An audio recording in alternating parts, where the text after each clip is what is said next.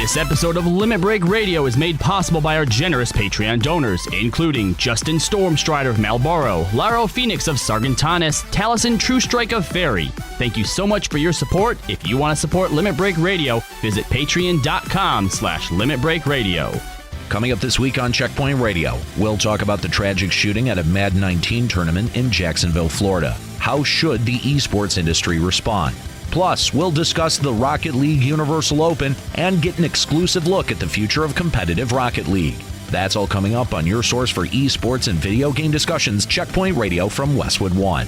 Join me, Nate, Robbie Norris, and Joe for Checkpoint Radio. Listen on demand Sundays at our website over at checkpointradio.com. This game is like a train wreck. It sucks so bad. Copy pasters everywhere. Done this before. Might run some primals. Circle room trials. Bad games, woo. Every day they're out there making bad games, woo. Games of tombstone grinding and roulette games, woo. Did the danger, watch your wallet. There's a stranger out to profit. Line the pockets and hop to the cash shop, woo. Every day they're out there making cash shop items. Shops of jumping potions and trash apps, woo. Not healthy shops or friendly shops, no cash shops, woo. Live from Eorzea. Limit Break.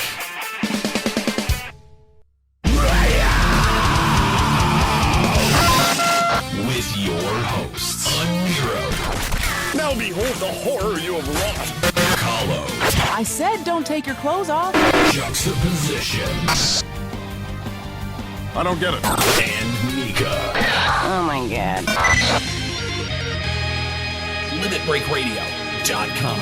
5, 4, 3, 2, 1.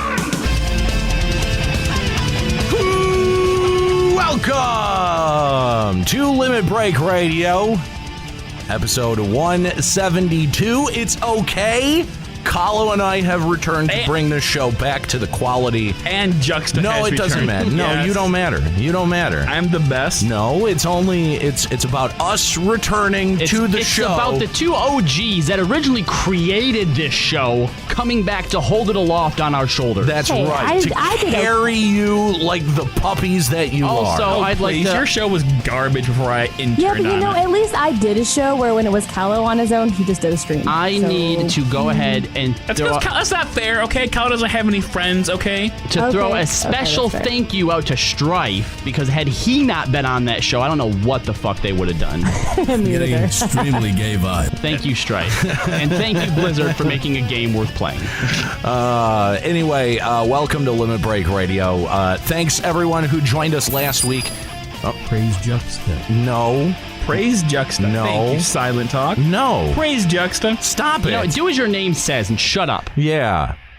Wait, what? Thank you for the 100 bits. Silent talk. Oh, that one took me a second. Sorry. Yeah. Anyway, so thank you for joining us. Actually, you know what, Nika? I have listened to last week's show. You did a great job hosting, including the Kooky Moon opener. Thank which you. is I'm very proud of that. I saw Juxta typing it in. I was like, oh God, he's going to make me sing. Oh God, he's going to make me sing. I was But actually I'm just- actually very proud of how it turned out. It turned out really good. I was actually not going to tell you and just like have you open to that and freak out, but unfortunately, you're actually like doing research and like looking at the outline. So Yeah, I had to since I was, doing the show. I mean, I didn't think you were going to. So here's the thing. So that actually, I think, is probably one of our best opens in LBR history. Even better than Thank Nika you. Blart Mall Tank. It's up there. Ooh. It's up there. I mean, we've had some really I don't good know if ones. anything But what will about the top my Ugu. Yeah, the Or Ugu, whatever it was. Yeah. Oh my God. Amazing. Never want to seriously make that Except noise. for when you just did it right now. Yeah, that wasn't. Yeah, That wasn't a good one. you weren't doing that ironically. Where is our Juxta episode featuring Juxta #Munica #praise Juxta? Look at all the Juxta fans out there. All two of them? It's doubled since Frumpy. All two of them with their like 400 total bits that they've given. I would also like to say, 500. hold on, I'd also like to point out something very important, right? Between Silent Talk and Frumpy, that was enough time that someone could have logged off one account and logged on to the other account. Suspicious. Yeah, that's right. Anyway. Yeah, well, we still got 500 bits. So. Anyway, thanks for joining us. Appreciate having you along. Twitch.tv/Limit Break Radio is where you can find us live at about 4 o'clock, usually. Ish. I mean, we were a little bit late today because... the 420 smoke weed every day. Because all the updates. Yes, all of the updates. So Kahlo and I last week traveled to Stamford, which was why we were not here. We were out covering the Rocket League Universal Open for Checkpoint. You can find that episode over at checkpointradio.com. Again, we want to thank NBC Sports Studios for having us there, Psionics for having us out as well. It was a really good time, and we wanted to thank you guys, our listeners, for allowing us the opportunity to do that, as well as Nika and her cohort of friends who held down the show that weekend. It was actually a really good show, so thank you guys. We appreciate it. So anyway, let's kick it on over to our Eorzean studios because it took so much goddamn effort to get here today. Of course, on the complain about it. On the iCam change. Yeah, I'm gonna complain about it because PSN. Why is it that the PS4? Why is it the PS4? Why is it that the PS4 takes fucking an hour and a half to update? That makes no sense. Have you ever thought, like, on show days, maybe check and see if it needs an update the morning of? You know what? Shut up with your logic and making perfect sense, you bastard. Okay, I'll not bring it up again. Gay. Anyway, my point is I haven't even touched my PS4 since before we had left for Stamford. So, and apparently it'll just allow you to use all of the streaming apps without having it updated, which is probably not a great idea. Sony, you might want to fix that. Anyway, so thanks for joining us. You can join us in the Sargentana server, 5th Ward, in the Goblet plot number 30. And I don't know, make stupid faces at the iCam. It's we prefer that over fun. Lamps. Yeah, I mean, miss lamp. You should just take all the lamps down in the studio. This is where I ask, is it time for the news yet? But I really don't care. #Munica. All right, well, Yeah. I mean, she can't even like yell in the background. No, she can't. Is it news time yet? It's not. Thank you, Doris. For that, I'm unmuting Nika. Yeah. Thank you. See what you did? See what you did? Stop asking for the news. Anyway, because we have more important things to talk about than the news. And believe me, we've got a lot of news to talk about this week. But before we do that, we've got to talk about this badass party that we're going to be throwing out in Las Vegas. Shit. Yeah, so can we get Kooky on the phone? Because Kooky is the party master here. I like that title, Party Master. Master of Parties. Master of Parties. In fact, we are so excited about this thing. #Unistall Nika. Unistall Nika. Unistall. Unistall Nika. I don't even know what that is. That's usually a Scally's department. Yeah, because I mean, if it was uninstall Nika, How do you uninstall me? I know all about swallowing. Well, I could take the computer that your stream is hosted on and literally just rip it out of the wall and throw it out the window. Yeah, that'd be a great Unistall. Yeah, but that's not what a Unistall is. That would be uninstall. But I'm not going to do that either way. So thank you for the 100 bits. Yeah, thanks. Not gonna get it done. Anyway, let's talk about this party. We got Kooky on the line. Because the party is going to be amazing. So if you haven't heard yet, we are one of the community sites that's going to be a part of this after party. We have opened it up. Right? We have opened it up. Usually this is the Limit Break Radio Fan Fest after party, but we're opening it up to all of the FF14 creative community to be a part of. And we want to pack the house over at the esports arena at the Luxor, because you know what? First of all, if you have not seen this place, like if you have not had the ability to go to Vegas and check out the esports arena since it got built and opened this past year, you got to see it. You got to. I mean, if for no other reason than that epic controller chandelier that they have in the walkway as you come in. But the thing is that this place, like the minute we got there, I was like, dude, we could host a banging party. It was literally here. The first thing that you said. It really was. And then we had like 2 hours of just like working our ass off. But here's the thing. We want to go back there and we want to fucking party like we've never partied before. So we're inviting the entire FF14 community to come and party with us at the esports arena. Take off your clothes. At the Luxor. No, keep your clothes on. No, I think that's. I mean, look. That might be policy. Yeah. Yes. If you really need to, there are places in Vegas where you could take them off, but not where we're going. Not here. Anyway, so joining us on the line is Party Master Kooky. What's going on, Kooky? Hey, not much. How's it going with you guys? It's good to hear from you. We are excellent. So we wanted to go over some of the particulars for the FanFest after party, because we are proud to announce that starting today, in fact, like right now, we are officially taking, what are we calling it? Pre-orders, pre-registration, reservation, RSVPs, reservations. We are currently basically booking this party right now. So, Kooky, please break down what people can expect for the after party.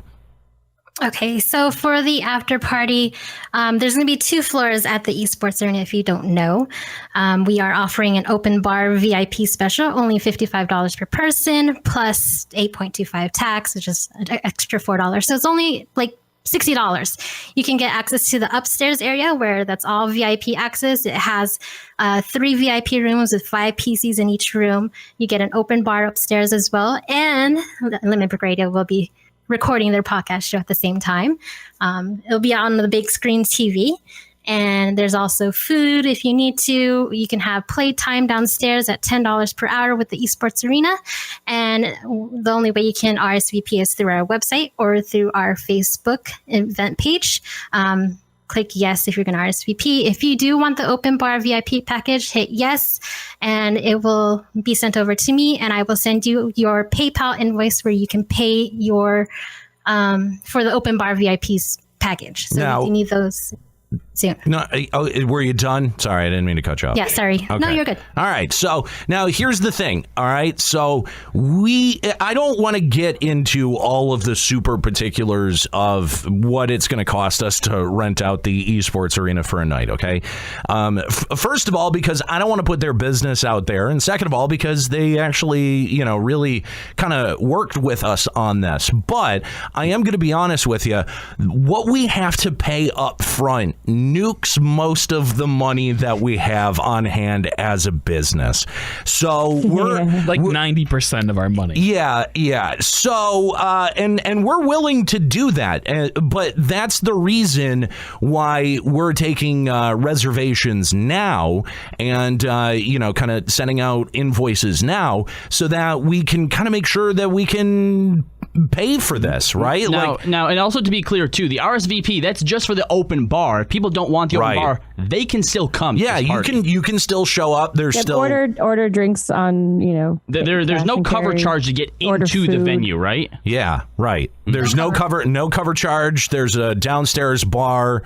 Capacity as I think something like 1,300 people. So let's fill get everybody there up. Yeah, I mean, we can host a really slamming party. And here's the thing. So we're going to be, I mean, it's the esports arena. So we're going to be utilizing the Luxor, that giant pyramid in the middle of Vegas. We're going to be utilizing that epic stage and some of their studio equipment to be able to execute a live Limit Break radio at the esports arena, right? So if you always listen every year to our coverage and you're like, oh man, I wish it could be live streamed, right? Like that's actually going to happen this year. Our wrap up is going to be live from the esports arena, and we have other community, figures, other streamers, podcast hosts that are going to be coming in and doing their thing as well. So we're going to be utilizing, their equipment to be doing a full show for you guys. I don't want to get too deep into the particulars of what the show is going to be because we have not sorted that out yet, right? Like we could be doing one big show with all of us on the stage and using all of the cool stuff. We might be doing multiple shows, right? Like we might do Limit Break Radio and then, another well-known FF14 show would do their show. We're not sure exactly what the dais is going to be, but we're gonna have a huge friggin' party. Of course, music and the ability to play video games. I don't know what more you could ask for, right? Like this, dude. What as far as the Vegas experience goes, like boom, we gave it to you. We're giving it to you. I don't know if the esports arena is aware of this yet, but I'll do a DJ set, I guess. Sure. Why not? DJ and Eero. People seem to like when I do that, so sure, what the hell? I'll do a DJ set. No, seriously, we really just want to genuinely have a great community.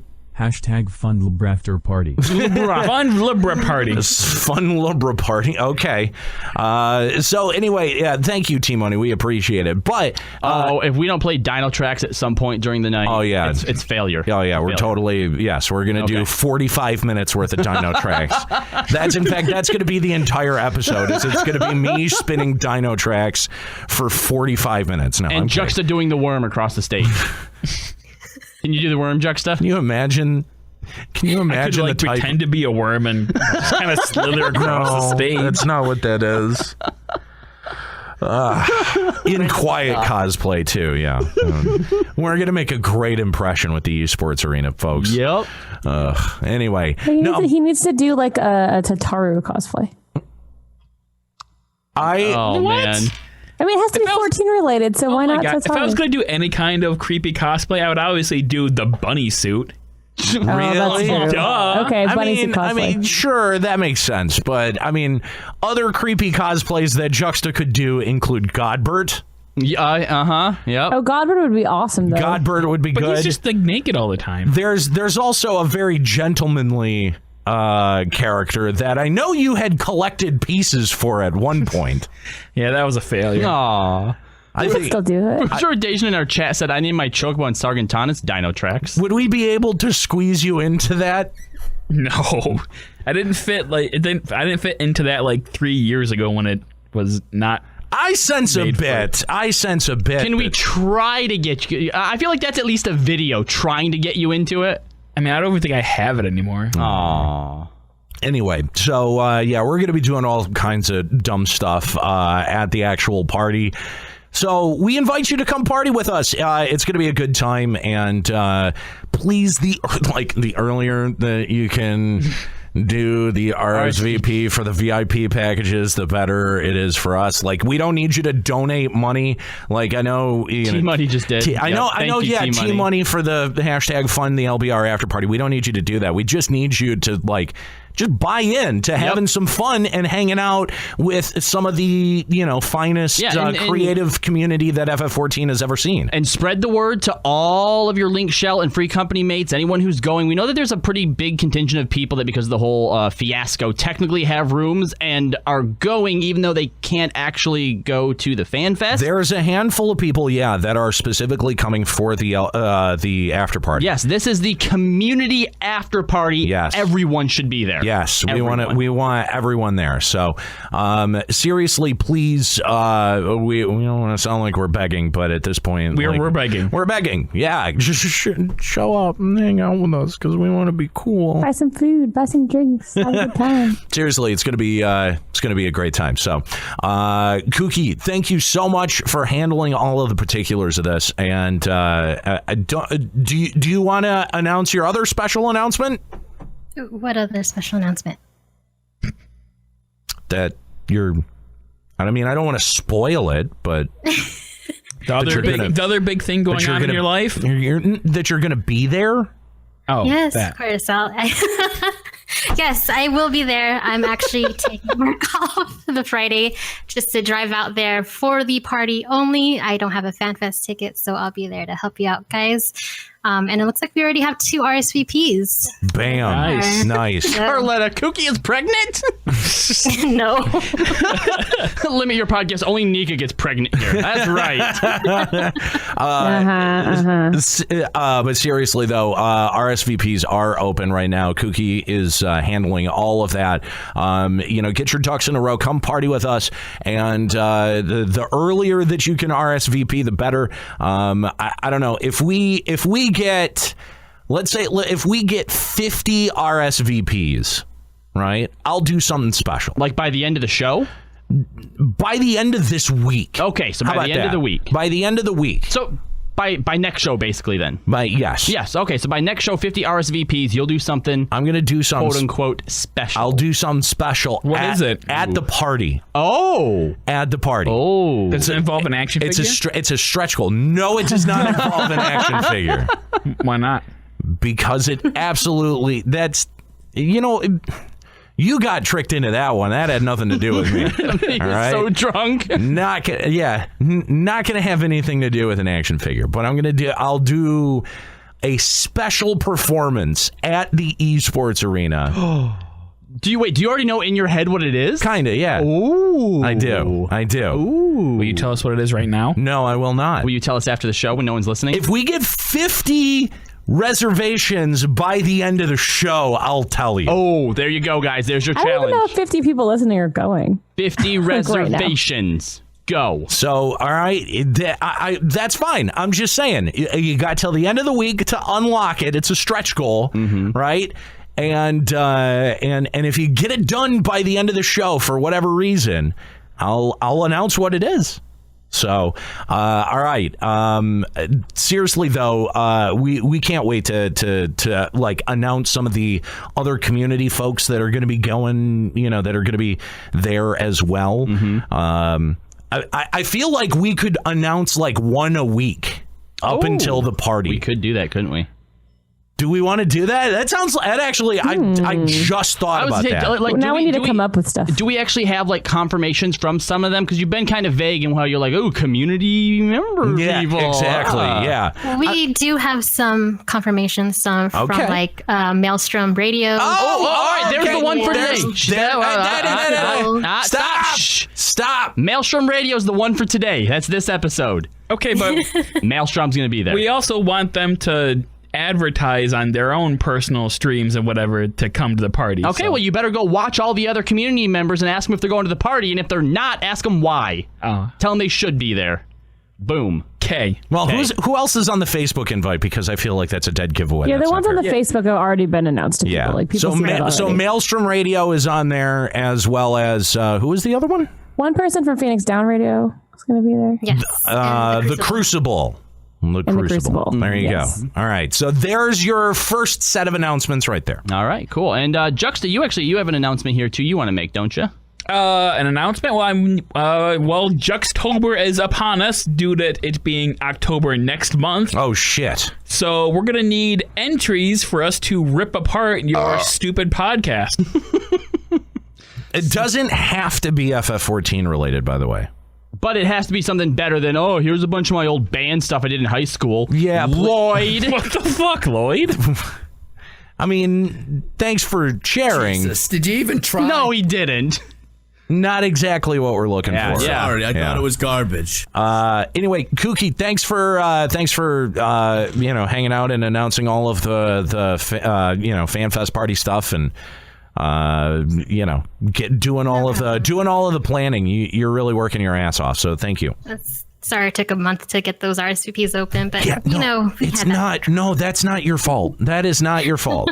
I don't remember if I said it on this show or not, but you know how like everyone was really criticizing Square-Enix for their ticket vendor choices and stuff like that? I will never, ever criticize any of that again. I don't want to get into the specifics of what we were having to deal with, but there's like a lot of bureaucratic red tape to do anything in Vegas. Just so you know. So man, so not cool. Kooky like put on her legal hat and became a contract lawyer. Kooky Persona Esquire. Yeah. Thank you for all of the hard work, Kooky. We appreciate it. No problem. Can't wait till November. Yes. So show Kooky how much you appreciate her hard work and effort by RSVPing to the goddamn after party. What were you talking? Oh yeah, Juxtober. We need Juxtober for like suggestions. Bring on your podcasts, your radio shows. I don't know your high school band projects, Lloyd. I don't know if maybe you read an audiobook once, but we'll rip that apart. I saw a suggestion from Prince Clary in the chat that we should Juxtober some of the early Checkpoint Radio stuff. That may not be a bad idea. Yes, that may not be a bad idea. When we did Juxtober last time, did we do my demo? No, I think the only thing that we did of any of ours was episode 1 of Aetherite. Okay. Oh, I was gonna say we should do one of our FF11 ones. Oh, we could. That was something else. Yep. We could easily do an FF11. I've got shows of mine going all the way back to like 2000. College. I think if we do an FF11 one, it should be the first episode that Juxta appeared on. Ooh. Oh, I'm not in that one. Where he's talking all Taru. Mm-hmm. So awful. It's so cringy. It's so bad. It's so cringy. But so that's part of the fun. We'll offer something of us up for ridicule, and we need. Need stuff from you guys too. We need a tribute. Yeah. We need someone to come forward and volunteer their stuff. Well, last year we did She Heals, I Tank, and RP MMO Radio. Those were the two, right? Yeah. Yep. So those are off the list. Appreciate it, Vegan Pete, but save your email. We know that you're going to respond. We already got you. We gave you as much exposure as we could, man. Yeah, we promoted your show enough, so we're not going to do that again. I'm not going to retread that. Juxtober episode 1 of Low Team Damage. Oh, damn. Only way anyone will see. Wow, Morgan. Okay, man. Dude. All right. I'm going to put that one in the bank. I'm remember that. Morgan Freeman Slam. You remember that. That's awesome. Shots fired.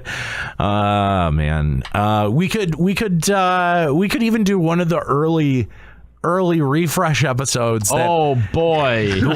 One that had Ring 3 on it. Like, yes. He was on like 1 or 2 of them. Yes. That's in there somewhere. Gosh, is he still alive? I think he Probably is. not. I mean, he's got to be in his 80s by now. Yeah. He's probably at some old man's home. Mm-hmm. My oath code didn't drop. God damn it.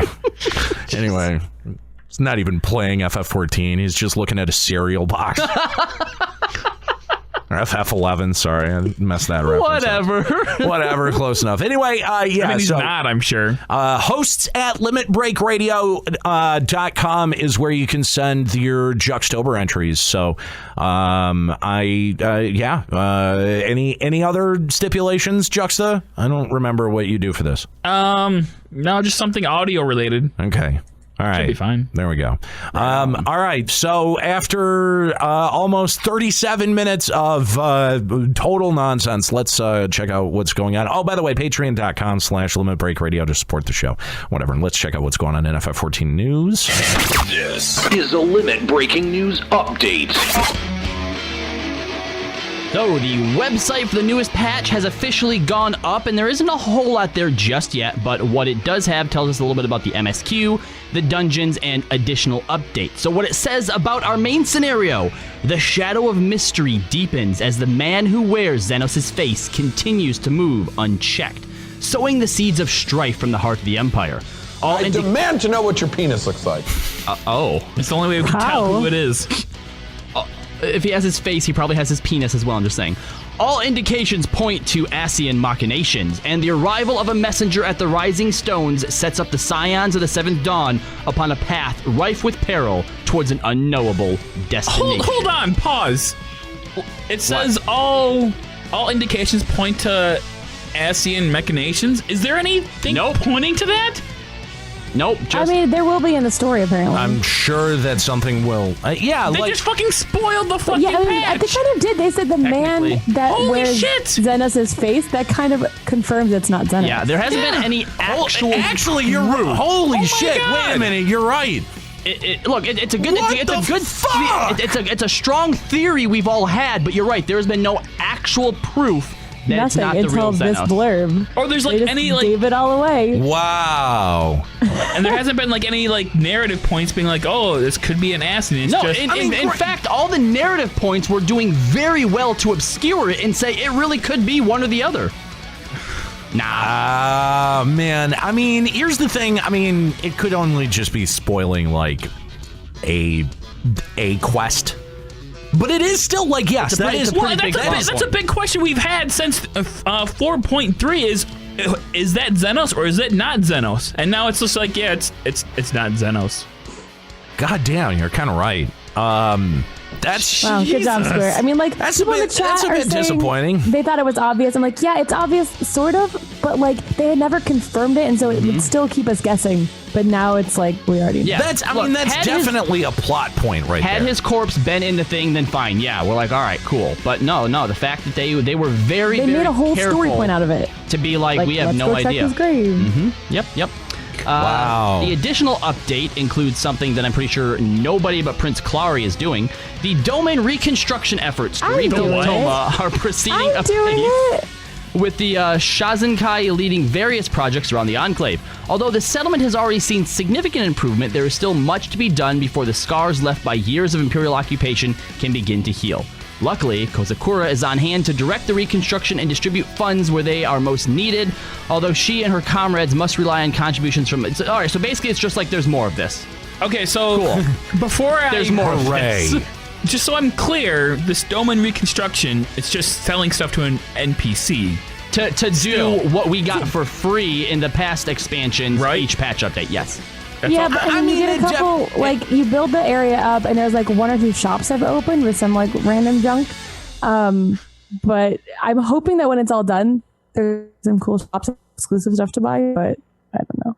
Yeah, exactly. You don't know. And we'll talk a bit more about the 2 dungeons after the news is done here. Yeah, unfortunately, we're losing. Our connection is dropping out. Yeah, I can tell. No, Nika. Yeah, that sucks. We'll see if it comes back. It should, hopefully. So even stream is down too? Yeah, stream is cutting out too. Yeah, it sucks. Yeah. What are you gonna do? Well, you know what? It's not like they're missing really that big of news. In fact, at least this makes more work for the intern. Yeah. It that's does. true. That's a benefit. Yeah. So at least there's that. If you guys saw the "We All Korpakuru" down here post, I don't know if I can say that, on the Lodestone, then you know that one of the new dungeons is going to be the hard mode versions of Saint Cocaine's Arboretum. This was, I guess, supposed to be a preview or like a tease, but it was just bad. It was so bad. It's basically a Korpakuru being like, "Oh, it's our home, and you guys can come and help us again." No, I don't know if that's a good or a bad ding.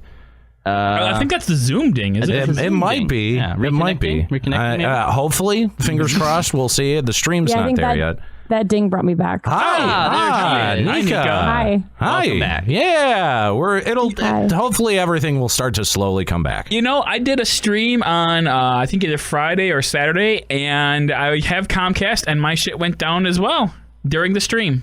Oh, nice. Well, it wasn't. Good to know. But solidarity. Solidarity and Comcast being misery dickheads. loves company. Yeah. I'm actually glad that we got Nika back for this next news item here. So Yoshida has recently taken to the official forums, and he issued an apology in response to the feedback Square Enix has gotten from giving out a legacy item to players. And I just completely forgot Nika. But in my little notes here, I said, a Nero being the only real legacy player here. Hey! Because I'm like, Juxa just killed some marmots at the end. But you're right, Nika played I got the tattoo twice. Nika actually, I'm pretty sure did the White Raven. Actually did the thing. Do you have the White Raven earring, Nika, before I don't this have event? the earrings. I didn't do the hard mode one. I did the story mode, and I got the Dalamud horn. I got that. All right. Gotcha. Well, being that you are both legacy players here, I need to know what did you guys think to the response? For some reason, this disappointed me even more. Ooh. Right? Like the fact that he wasn't aware of how this would make legacy players feel, I think shows a lot of I don't want to. Is it ignorance maybe? Because he mentioned for himself, it's not the item that signifies the experience; it's the memory of it. I understand that, but that's so subjective. And as the developer, as the core developer of an MMO, I think that makes me far more concerned. Right? Like that's not something that he was even potentially aware of. Yeah. Yeah. I kind of agree with that. Yeah. Nika, what about you? She's actually gone again. Oh, she's gone again. All right. Gone again. Cool. He also mentioned in the post that they should have just made it a replica of the earring. Would that have changed anything for you? Would it have actually changed anything? Probably not. No. I mean, it's a gesture. It would have been able, like as long as you're able to distinguish something like, like I guess. Why not just make symbolic? It's still being like, hey, this thing that you got, now everyone can have it. Even though if, like, that's the thing, like, people are complaining or is like saying, like, why are you complaining? It's just a stupid earring you can't even see anyway. Well, if it's just a stupid earring you can't see anyway, then why do you got to give it to everybody else? Right. Yeah, see, that was kind of my thing when they're like, yeah, we should have at least made it a replica. I don't think that would have changed anything for me. It's the same thing. It's just an earring. You can't find the time to make one new fucking earring amidst all of the cash shop shit you're putting in there. Well, Strifer brought up a good point on the last episode that in WoW, when you get items or achievements, they actually date stamp them. So I feel like for some important exclusive items like that, having a date stamp and having someone examine you and showing when you got it would be a kind of cool way to handle that. Sure, but still, they could have just made a new item for the Rising. They could have. Nika, would them making a replica version of it have gotten it done? I mean, it would have been something at least, right? Like, I don't think I would have been quite as pissed as I am, but still, I still think it's outrageous to just give this something like this away. I mean, it's hard to say because, like, again, I didn't get that as a 1.0 player, but like, I still think it's really cool for those people who did end up getting it. I don't know, earrings. I feel like I've never cared about earrings, but if they start giving out like the Dalamud horn or the tattoo or the legacy chocobo, like, I feel like, I don't know, like that stuff feels special, and everyone's like, oh, it's just an item, but like, I don't know. It's kind of just like there's no gear lust in this game. We've talked about this. There isn't any. Do you guys remember? So when you have stuff like this, and I see why they chose it, because you're saying why can't they just make a new earring? But the Rising event is the anniversary event. So like bringing something back from the first iteration of the game is kind of like a nice anniversary tribute. So I see like what the mentality was behind it. I just don't think he thought it through very well. Actually, Sonic Donut here in the game says, Yoshi says the experience is worth more than the reward. Maybe that's why the reward structure in this game is so whack. And what this now can or reminds me of, if you guys remember very, very early on in Radio Reborn, when just the idea of a cash shop started flowing around, we were all like, this is a real slippery slope. And look at what the cash shop is now. And I think, Nika, what you're trying to say, one of the reasons why it bothers you so much, even though you don't care about an earring, is this is now the first step towards this idea of giving out things that are supposed to be exclusive. And it might just be an earring this time. But once you've done it once... It's not even the first step. This is the second step. Remember the FanFest Moogle outfit that you couldn't get anymore, except they put that in the cash shop? Mm-hmm. Yeah. Well, and again, what bugs me is that Yoshi P claims to not have realized this or claim to be ignorant of it, right? Like, I feel like that is dangerously naive for an MMO developer, right?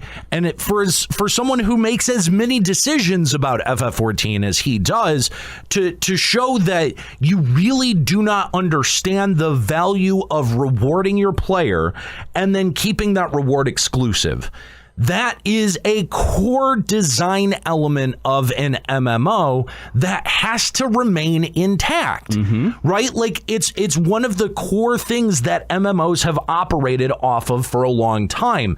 And if you just make things, a fucking loot button, or even worse, allow people to pay around it, then you really undercut the motivation for anyone playing any amount of this game. Yep. Because you're right. The first time that you do it, people are like, oh, well, all right, fine. I guess I understand that. The second time you do it, that starts to ruffle some people, and rub some people the wrong way. The third time you do it, they go, this is clearly the only thing that this company is capable of. I'm fucking out. We've seen this happen over and over and over again, especially, we saw it this week when Square-Enix put out the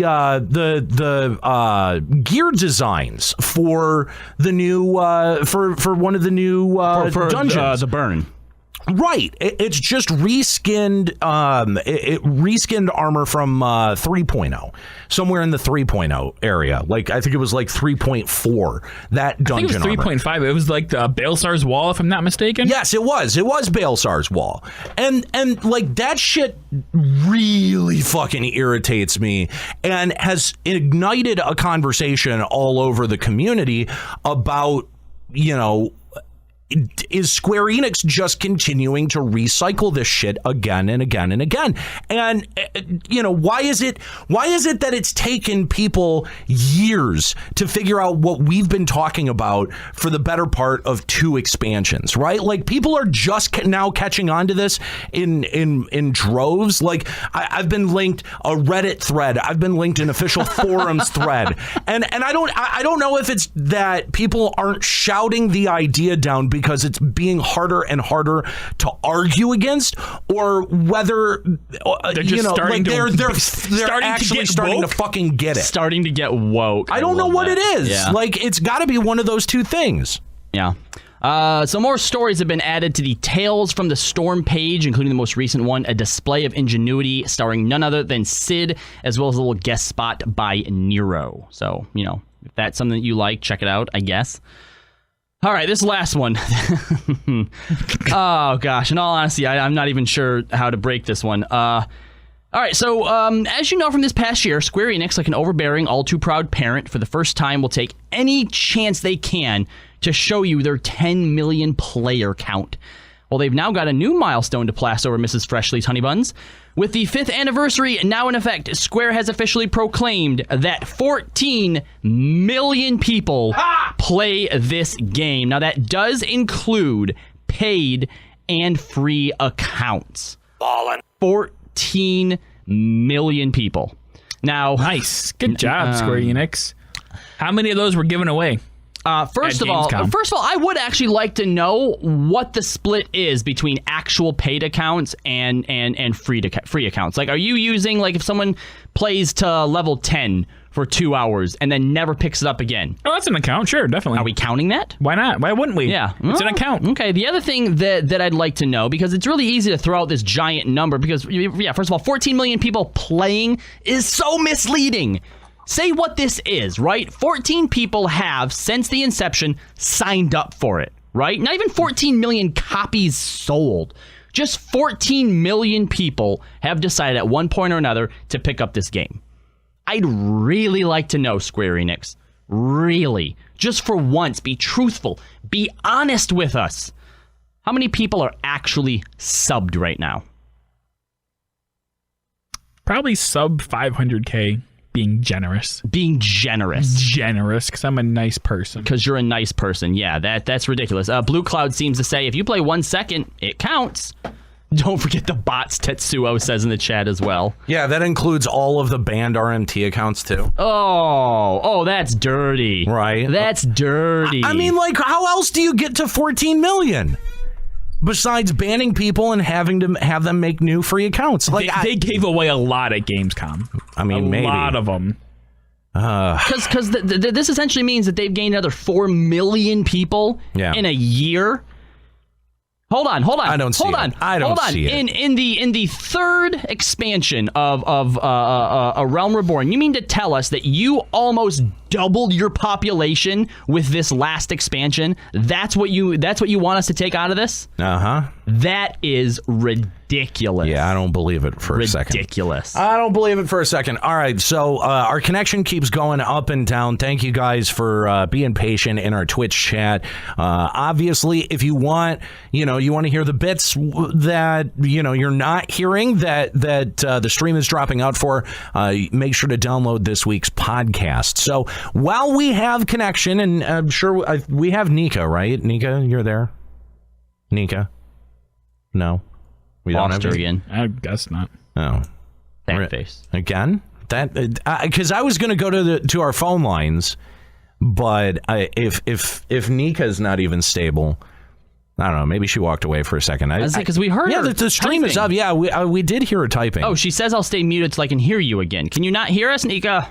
I mean, we're in the Zoom meeting, so we should be fine. Yeah, we anyway.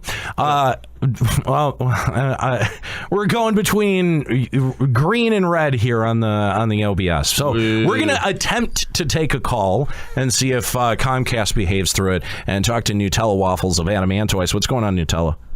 It's going good, guys. How are y'all doing today, besides the internet crapping out on y'all? Yeah, besides that, not bad. Anyway, so you may be on borrowed time. I don't want to limit your time, so go ahead and get straight to your point, Nutella. My point is, I was going to call in because of the tweet I sent you, specifically, Nero, that I wanted to have a grown-up discussion about one of my disagreements with something y'all put out. Okay, sure. I don't agree with how you're always harping on about the boss in a circle room.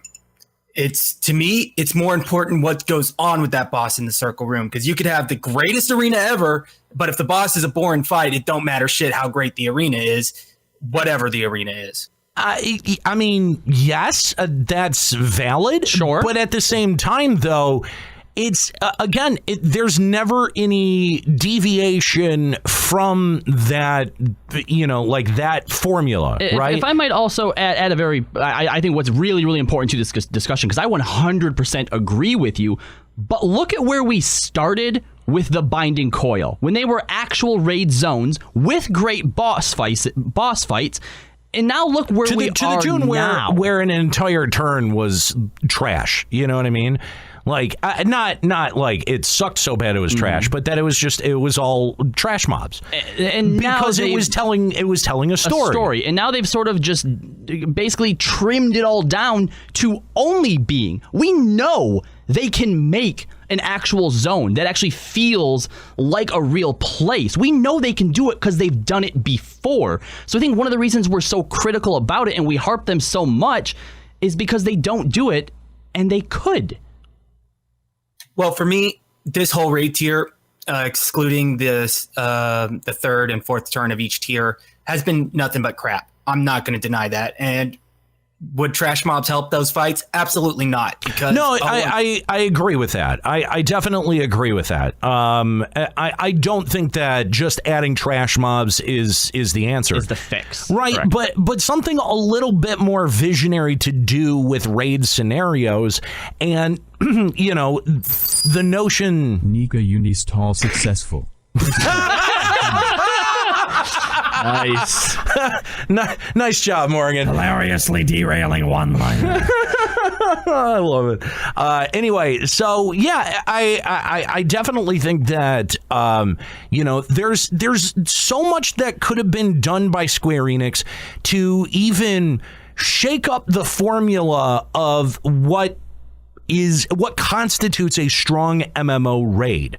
And to just kind of boil down raiding to singular boss encounters is, I think, a bad way to do it. But I do agree with you that it is the merits of the fight that do end up mattering a whole lot more. I've been playing, Elder Scrolls Online.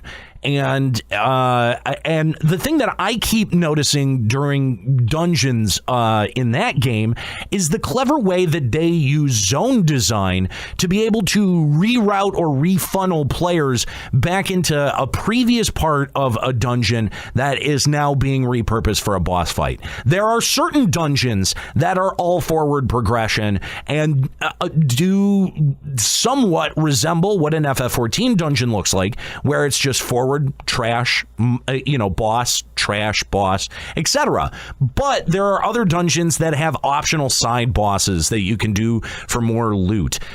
There's reasons to grind for loot out of dungeons. There's really, in FF14, no reason to grind for loot out of dungeons.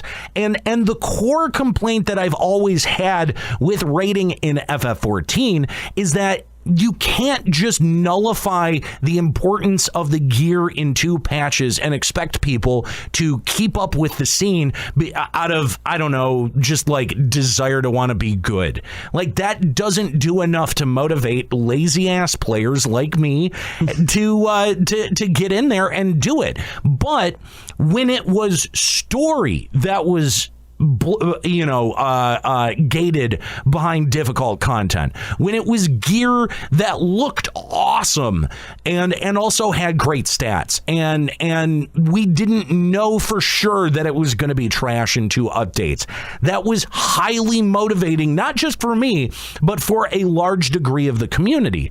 And they, somewhere along the way, they lost sight of that, and I think that now we're seeing the problem extend even into the casual parts of the community, where players who only ever grind dungeons are going, hey, wait, that's the same loot that we had 6 patches ago. Not even 6 patches, like 4 patches ago. You know what I mean? Like, that shit is starting to wear on players, and I don't know how Square-Enix intends to keep people around if they keep doing this shit. Well, I've had a different experience. I'm going to go to my personal favorite fight in the game, A11 Savage, and say I will go into that fight right now, level sync down, and do that fight all over again because it was a fun fight. The gear, it's relevant for progression. It's relevant for, if you're trying to do something speed killing or whatever. The gear is relevant to me because I want to be, doing high damage. I want to get good parses. But when it comes down to it, I want to go into a fight and have fun. You take a fight like O1S, I honestly think, and I will put it out there, they should fire whoever the hell made that fight, because you cannot take away AoE markers and make it able to fall off the edge and call it Savage. That is just asinine, in my opinion. Yet they do something like O3S, where you have to interact with the arena, know what the hell you're doing. It's interactive as a fight, and you get something really great out of it. You get a great experience out of it.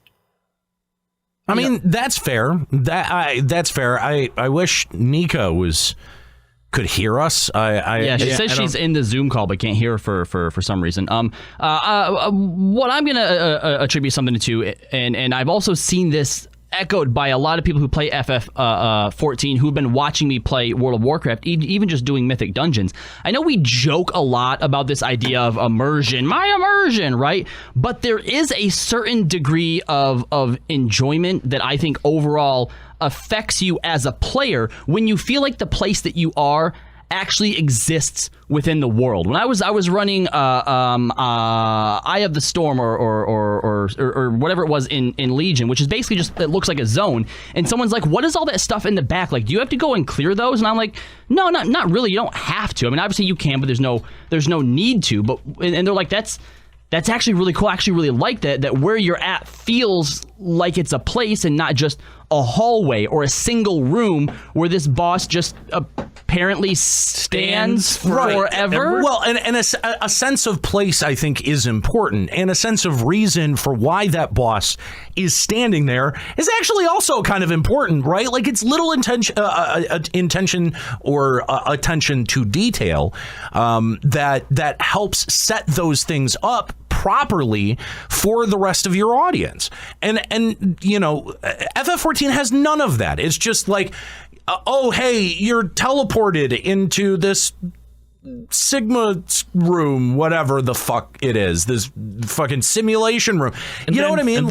And then fight. Like, the fact that they used that ghost train in the way that they did, the first Omega fight, right? The way that should have been a train moving us through somewhere in Eorzea, instead of just like, oh, it's this digital simulation that exists in a non-space that you just warp in and out of, right? Like, that's so much more work. But like, it would have been such an effective method of clearing space. Like if that fight occurred on your way to Garlemald, right? Like, that would have been a much more impactful way to use a fight like that. Instead of just, oh, well, when you're not there, what does it just disappear into the Matrix? What the fuck? You know, our Argent Esper in the chat here says that he doesn't think that the boxing ring style boss fights are a bad thing. I just think that 90% of the game's content being that is a bit silly. And you know what? Back in A Realm Reborn, when we were doing trials and then we had Bahamut raids, nobody was complaining about Circle Arena bosses, so you're right. It's all been reduced down to nothing but that. And Caller, to your point, I agree. Just adding in more immersion or more trash packs or whatnot wouldn't necessarily just solve the problem out of the blue. There is no easy fix to solve the issues that I have with 14. I also think people a lot of times forget that there are trash mobs that, like, as you're moving through Sigmascape, as the story is going along, that they make you fight to be able to unlock the scenarios. So in a way, they do add that, but it's so transient that it's like, who even remembers that part of the quest line? And to me, again, raids should set a sense of place, right? Like, that's what was so awesome about the sunken city of Macaque, right? Macaque. That was one of the most well-designed raids. Yes, period. And Ozma was in there, and on the idea of, you know, you can just have a circle room so long as the boss fight is good. You're right. Technically, Ozma was just a circle room. Okay, well, and that boss fight was great. It was more like a donut room. Point is, though, they took what they had been working with and found a way to make it unique and interesting. And the biggest problem I have with Square Enix when it comes to raiding is that they're not. It feels like they're not trying. No, I agree with that. We haven't tried since Coil. Oh, welcome back, Nika. So glad you could join the conversation. Hi. It's nice to be back. Yeah, you're welcome. We fixed your mistake that you did. And My not mistake. Our fault at all. Not at all. Yeah, Nika, did you want to chime in on this, being the only person who actually does do the fucking raids? Trying to follow where you are in the conversation. I'm actually a little worried, considering I don't know how much you guys have talked about the new Suzaku trial, but it looks like a copy paste of. It looks like a copy paste of Phoenix, which I know was one of the like most well-received raids of Coil, and people are like, man, Phoenix was such a good fight. Like, Square Enix is like, let's just redo that. Oh man, everything about Suzaku. There's even like the little Benus that tether to you. So like, I don't know. They're not gonna make the Suzaku fight be just a repeat of. Are you sure? I know, but like, Phoenix it looks fight. so much. Praise Nika. What? Thank you. No. It looks like I mean, I'm sure it's not going to be 100% the same mechanics. I'm just like, but it does seem like it's reused ideas. They're just reusing the model because they spent their load off of Buff Akko. Yeah. Did you have anything else to add, Nutella? Not much. Just to Reddit. Stop trying to shout these guys down. They have legitimate criticisms. I have legitimate criticisms, and I'm here calling in saying I love this game. I disagree with them. Let's have a grown-up conversation like the adults we all claim to be, even though we play video games and act like children all the time. Yeah. What was this? Are you satisfied with the adult level of the conversation that you received? Completely. I mean, yeah, I disagreed. You disagreed, and we both couldn't come to the same view, but I think we walk away respecting one another. Yeah, totally. Is it all right with you if I touch your penis? We'll go in the back and rub dickhead sometime. What's not? That's a little bit not my thing. What happened to the adult conversation we were having? That's over. It's done. He said it was over. We put an end cap in it, and now we're back to dick jokes. Go touch it, dick. Nutella Waffles, thanks for calling in, man, and having a mature discussion with us. Thanks for having me. All right. If you want to give us a call, hopefully while our internet still lasts, Limit Break Radio on Skype, 810-515-8715, limitbreakradio.com/Discord. Again, I do think that this is, at least on some level. Praise Nika shit out of Shows Juxta or GTFO. There's a bit. Yeah. There's a bit war. There's a bit war. Everyone challenge Frumpy Raccoon with bits. Anyway, so do your job. No, he is wrong. He's objectively wrong. Every time. Frumpy Raccoon. Frumpy Raccoon is a glorious person, and we must give him some praise as well. He's not as much as me. He's a charlatan from the Church of Juxta, and we can't stand for that kind of shit here. But he's great. And he says you. He speaks the truth, and he is one of my disciples. Limit Break Radio on Skype, 810-515-8715, limitbreakradio.com/Discord. Again, lots to talk about because we've got the live letter to still go through. Oh, God. Did we get through all of the news? We did. Yeah. Oh, my gosh. Yep. Holy crap. I'm sorry. I had to. It only took an hour. I know. I got a little well, we had a call in there, too. I got a little bit distracted trying to get us back online after, Comcast. All right. Well, let's start going through some of this live letter stuff because prior to the show here, there were a lot of people in the chat that were not very pleased with it, going as far as to call it dry, that had no content. So, the dry letter? The dry letter. That's right. Wow. I think we found this week's episode name. We did. All right. So first of all, we know that A Prelude in Violet is going to be arriving on September 18th. So about what? A little under 3 weeks ago till we get that. That'll be interesting enough. Don't worry about it. Keep talking. All right.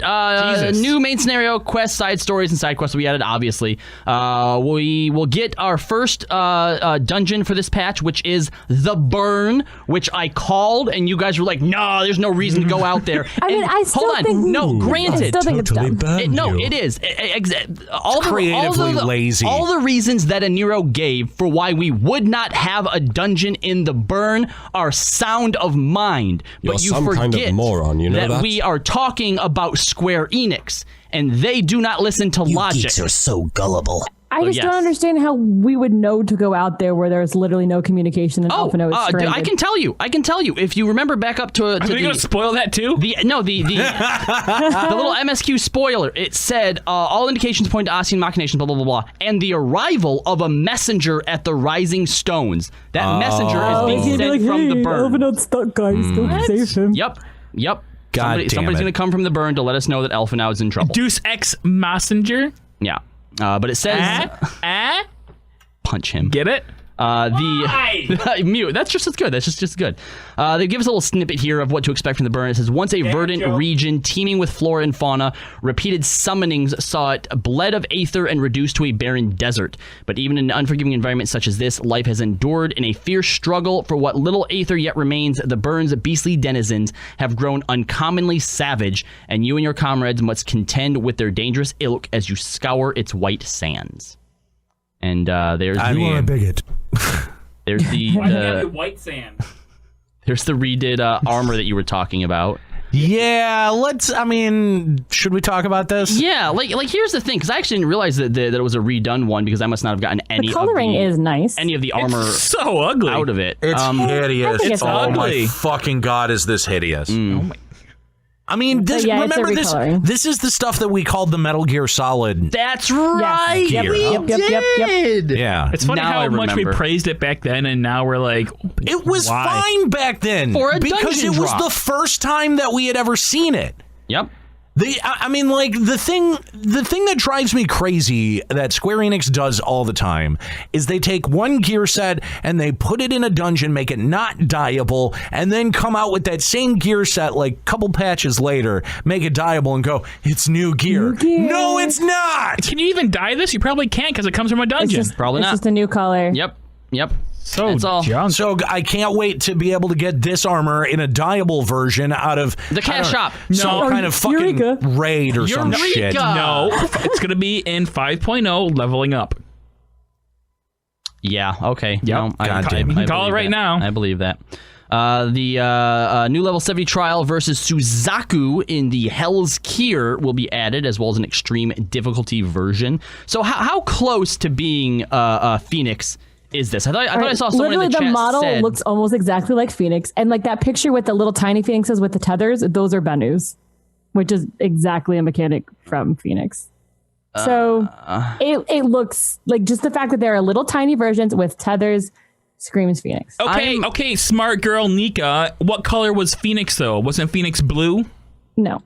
No, Phoenix was very similar to the same color. Was it? Phoenixes are always fiery. Phoenix is not always. Sometimes it could be blue. I'm actually really disappointed because Genbu's model was a new one, and then Byaku's model was a new one, and I thought they were going to sort of continue. Suzaku's is a little different than Phoenix. But it's no. See, it looks like they took the Phoenix, like how It's not good enough. It should have been 100% how the Heaven on High original. Was a reskin of Titan. This is basically that to Phoenix. It should have been an original design that also spoke to the same way that Genbu and Byaku was designed. When do we want it changed? So, yeah, it's a recolor, and why did they give it the goofy maid dress? So you can tell it's a girl. I hate I think this. Phoenix is a girl, actually. Or not Phoenix, Suzaku. Who cares? Why is it wearing a dress? It doesn't need to be wearing a cocktail dress. I didn't even realize that until you pointed it out. Why is Suzaku dressed up like a fucking tart? Coming in, why grind tomes when you can just give views money? You will be able to buy your tome gear from the cash shop to give you more time to off in the gold saucer. Listen, I feel like a dad here. I'm disappointed in Suzaku. You're not leaving the house wearing that. All right. Seriously though, he can do whatever he wants with it. Seriously though, what the fuck is this? So if this does come out and the fight is even just sort of recycled versions of the Phoenix fight. That's it. It makes sense because Buff Akko, dude, shirtless, very buff. Suzaku, girl, petite, feminine, animu, waifu. It makes sense. Why'd you unmute him? I don't know. Had he still been muted, we would not have just subjected our listeners to that. And I am a gorgeous girl with big cans. Where are the tits on that thing? Jesus. They're there. God. I mean, I can see them. I mean, they're not big, though. No. Maybe they get bigger in the face change. Okay, moving on. See, I just want to say that, like, even though Byaku had his own model, there were still, like, small Byakos and stuff that looked like the Byaku from 11. And I feel like Suzaku from 11, granted, it just kind of looked like one of those big ostrich birds. But I feel like they could have done Do you think we could something more. Perhaps have, like, a form change? Yeah. Probably, since the other ones did. Like, Byaku started out as just the tiger, then turned into Buff Yako, right? Yeah. So I want Suzaku to start off as Bird Yako, but Suzaku, but then Magical I want girl her to transformation? Yeah, I'll dig it. And then have like little bird heads for tits. And then it starts singing like Suzaku moon. Okay, so the hard motion of Saint Cocaine's I would Arboretum. not. You know what? I wouldn't even be surprised if that's exactly like what the cutscene stops happens. and Suzaku starts spinning around with flashing light, like a and then crescent the moon feathers get appears stripped off, behind and then new it, feathers get put on. We just had a moon boss, though. We did. This is a That's crescent true. moon, though. But it doesn't have to be a moon magical It girl. also looks like an orange version of the golden bird mount received for all 7 heavens warbird mount. Oh, that's true. It does kind of, yeah. Let's go back to our phone lines. Prince Clary's hanging on the line. What's going on, Prince? Yo, what up, though? What's going on, man? How you doing? You already know who it is. Dude, you know who it is. This is very true. Yeah, it's going good, man. I just want to say quick thing about the previous caller talking about circle arenas. First of all, that's just he's completely wrong. The most impactful fights in the game have either one been arena differences or very different mechanically from everything else in the game. And in the chat, I was talking a lot about Steps of Faith. And when Steps of Faith first came out, everybody was lit off that fight because it was so different from every other fight in the game. It was hard. The trash was hard. It was impactful from a lore perspective. everything about it was cool. And people were like, oh, this is a great way for us to get into Ishgard. This is so cool. And after 3.0, what happened? Nothing. Anything anywhere near that engaging at all. So I completely disagree with that caller. But later, I just want to stick around. I can even mute myself because I want to talk about how terrible this fan voted music thing is. So proceed with the live letter. Y'all get back to me. All right, we'll bring it back around when we get down to the music voting. Obviously, yeah. All right, so we mentioned... But if you want to call in, if you want to call the show, Limit Break Radio on Skype, 810-515-8715, limitbreakradio.com/Discord. Love to hear from you about Sexy Yako, or Sexy Zaku. Don't call it that. Sexy Zaku. Sex Zaku. Don't call it that. The furries must be going crazy over that. Jeez. All right, guys, can we talk about St. Cocaine's Arboretum? Here's a little snippet they gave us about it. The sudden emergence of a mud-covered and excessively energetic Korpakur from inside the Arboretum sparks interest among a trio of Idleshire citizens. They believe the layer of grime covering the seedkin has invigorating properties that could be used to revitalize the soil of the Green Hub mud plots. Unfortunately, hordes of aggressive plant life exposed to this substance stand between them and the information they seek. You agree to lead an expedition into the Arboretum to clear a path and thereby allow safe passage to its inner reaches. Wow, that's pretty. It's not lame. It's poop. Ban Prince. So the lore for going back is, hey, there's some fertilizer in here. There's poop in there. Well, it looks like a big giant poop. We're letting you sit on that. I don't want. I mean, it's like the new version of the poop emoji. I don't want to live in this MMO anymore. I mean, enough people have said it. Unless it sings the poo song from Conker's Bad Fur Day, I don't. Not interested. Not interested. All right. No, I mean, whatever.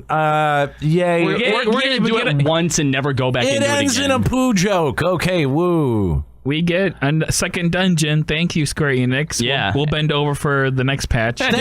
We appreciate Square-Enix allowing us to pen the script for one dungeon.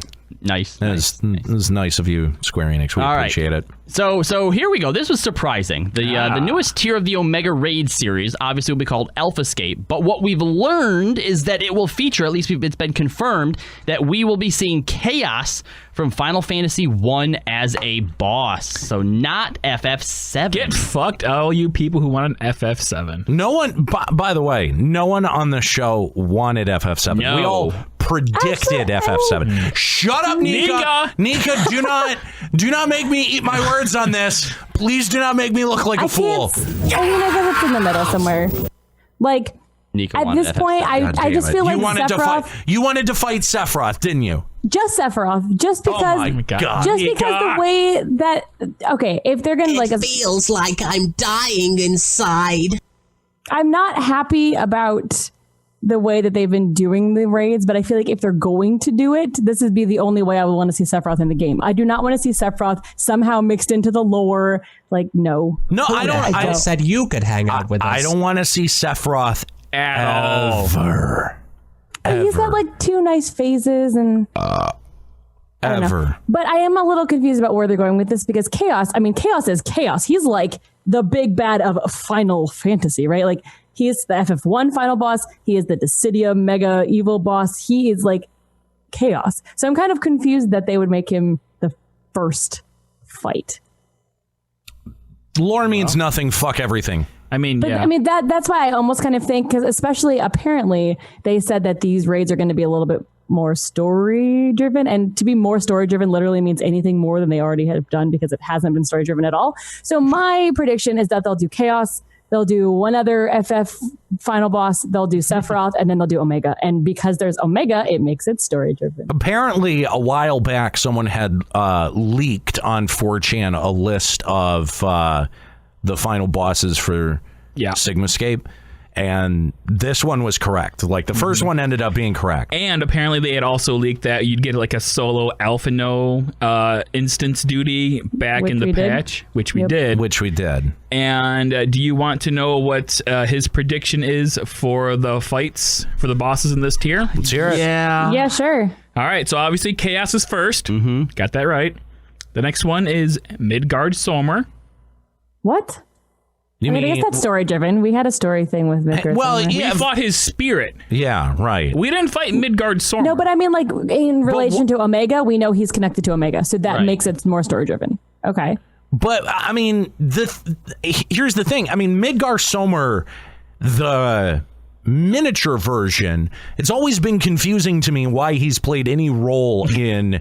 Oh, he has been talking during all of this. He has. Yeah, and remember, we got like captured, and then he went big form and broke us out, and then got all energy drained and went back to small form. God, that did happen, didn't it? It did. So why are we fighting Midgard Solmer? I don't know. That actually is pretty interesting to me. Possessed. Maybe. I mean, we do know that. You know, is it gonna break the simulation trope? Is the question? Maybe not. I mean, because he could be putting us up against what Midgard Solmer was in his prime, or what Midgard Solmer was when he destroyed the Garlean flagship. Yeah, right. That would be really interesting. And you might, I mean, it might actually open up some more lore on Midgard Solmer. Interesting. That's possible. I actually like that idea. Okay. Who's the third? Omega. Obviously. As the third? As the third. Who's the fourth then? Omega Part 2. Omega's going to be the final. Supposedly, a new boss that is just titled Adam and Eve. A new boss for 14. Are they pulling an FF9 on us? I mean... That's interesting. Could be. Isn't this so much more interesting than fighting Final Fantasy VII bosses? Fuck yeah, it is. Now my little head's racing. Adam and Eve. What? I mean, that makes it sound like it's whatever created the world, maybe. It could be. Great Lake or Prince like lore Clary, we don't know about yet. Prince Clara is wondering like an Eden from FF8 type deal. Whenever people talk about this on Reddit, they always mention Nier. Is there some kind of Adam and Eve boss in Nier? God, if it ends in a Nier crossover, I'm gonna Adam and Eve are the two machine robots that are like above other life forms that get created in Nier. Yeah. They said it was original 214 though, so that's interesting. I mean, if at the end of all of this we actually get some interesting, meaningful lore, will it have all been worth it? Shadow Matasha. Will it have all been worth it? No, because we could have interesting new lore during the whole thing if we didn't do the stupid tournament arc. Shadow Matashi in the chat is wondering the creators of Omega. New tombstones are called creation tomes. Adam and Eve. Alpha Escape. I've cracked the code. Good job, Doris. Except the code involves praise juxta. Well, I mean, we've also got Alpha, that goddamn. How's he gonna play into the whole thing? He's gonna turn into something big. What if he's Adam and Eve? He is the mascot which Square-Enix uses to produce cash shop items in the real world. Okay, but no, here's the thing. He has to play some bigger role because even Omega He's a plushie! How much bigger role do you need? Even Omega's like, I don't fucking get this thing and why it's able to accomplish what it has so far because it shouldn't be able to, basically. Super swerve. It's Adam and Eve from Neon Genesis Evangelion, and this will end in a big promotion for 3.0 plus 1.0. Boom! Nobody got that joke. Wouldn't that just be 4.0? Nika, you should have gotten that joke. That's That's exactly right. You're as confused as I am about that. We're already in 4.0. Shut oh my up. God, we have to go through 4.0 all over again.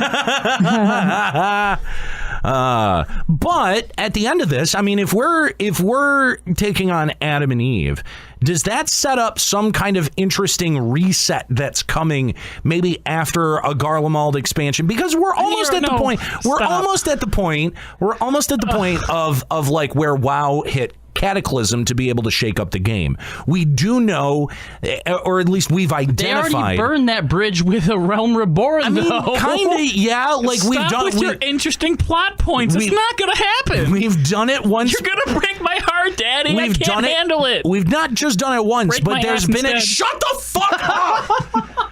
God damn it! Christ.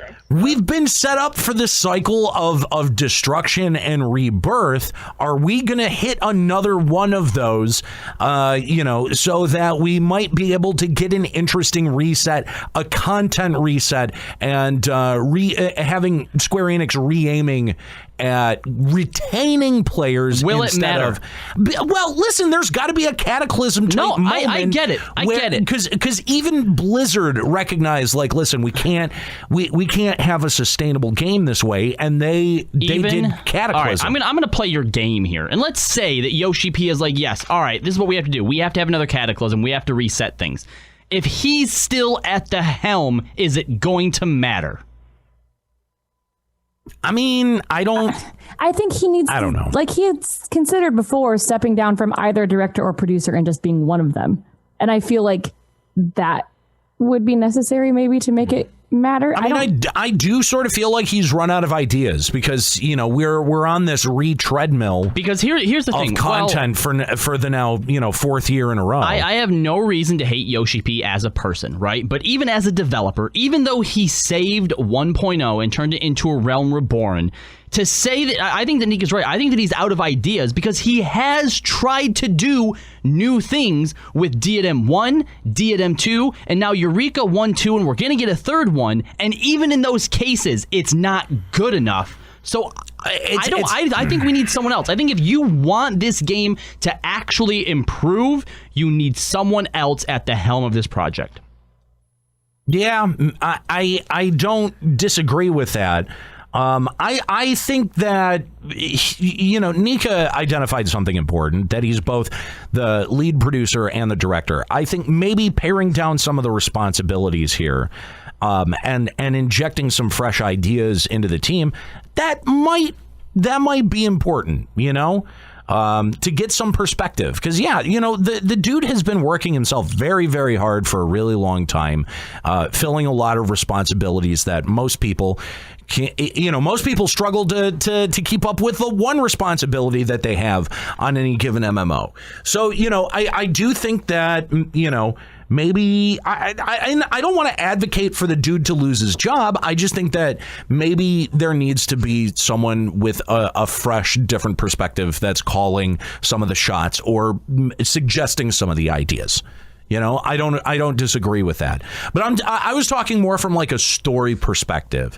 You know, are we being set up for some other kind of calamity if we're meeting, you know, what else are we supposed to take away from the term Adam and Eve, right? You know, if this is anything like Alexander was, or even anything like what the other 24-man raids have been, once this concludes, that's it. Because Omega did come from space, remember. He wasn't made on our planet, so Adam and Eve could have nothing to do with our greater lore. It could, but you know what? Here's what I think would be a lot more interesting, right? We go and we face Adam and Eve, and then we figure out that the entirety of Sigmascape, we were duped into starting another calamity. And so since the last calamity wasn't our fault, we didn't have to deal with the guilt. We saw all the pain that it caused.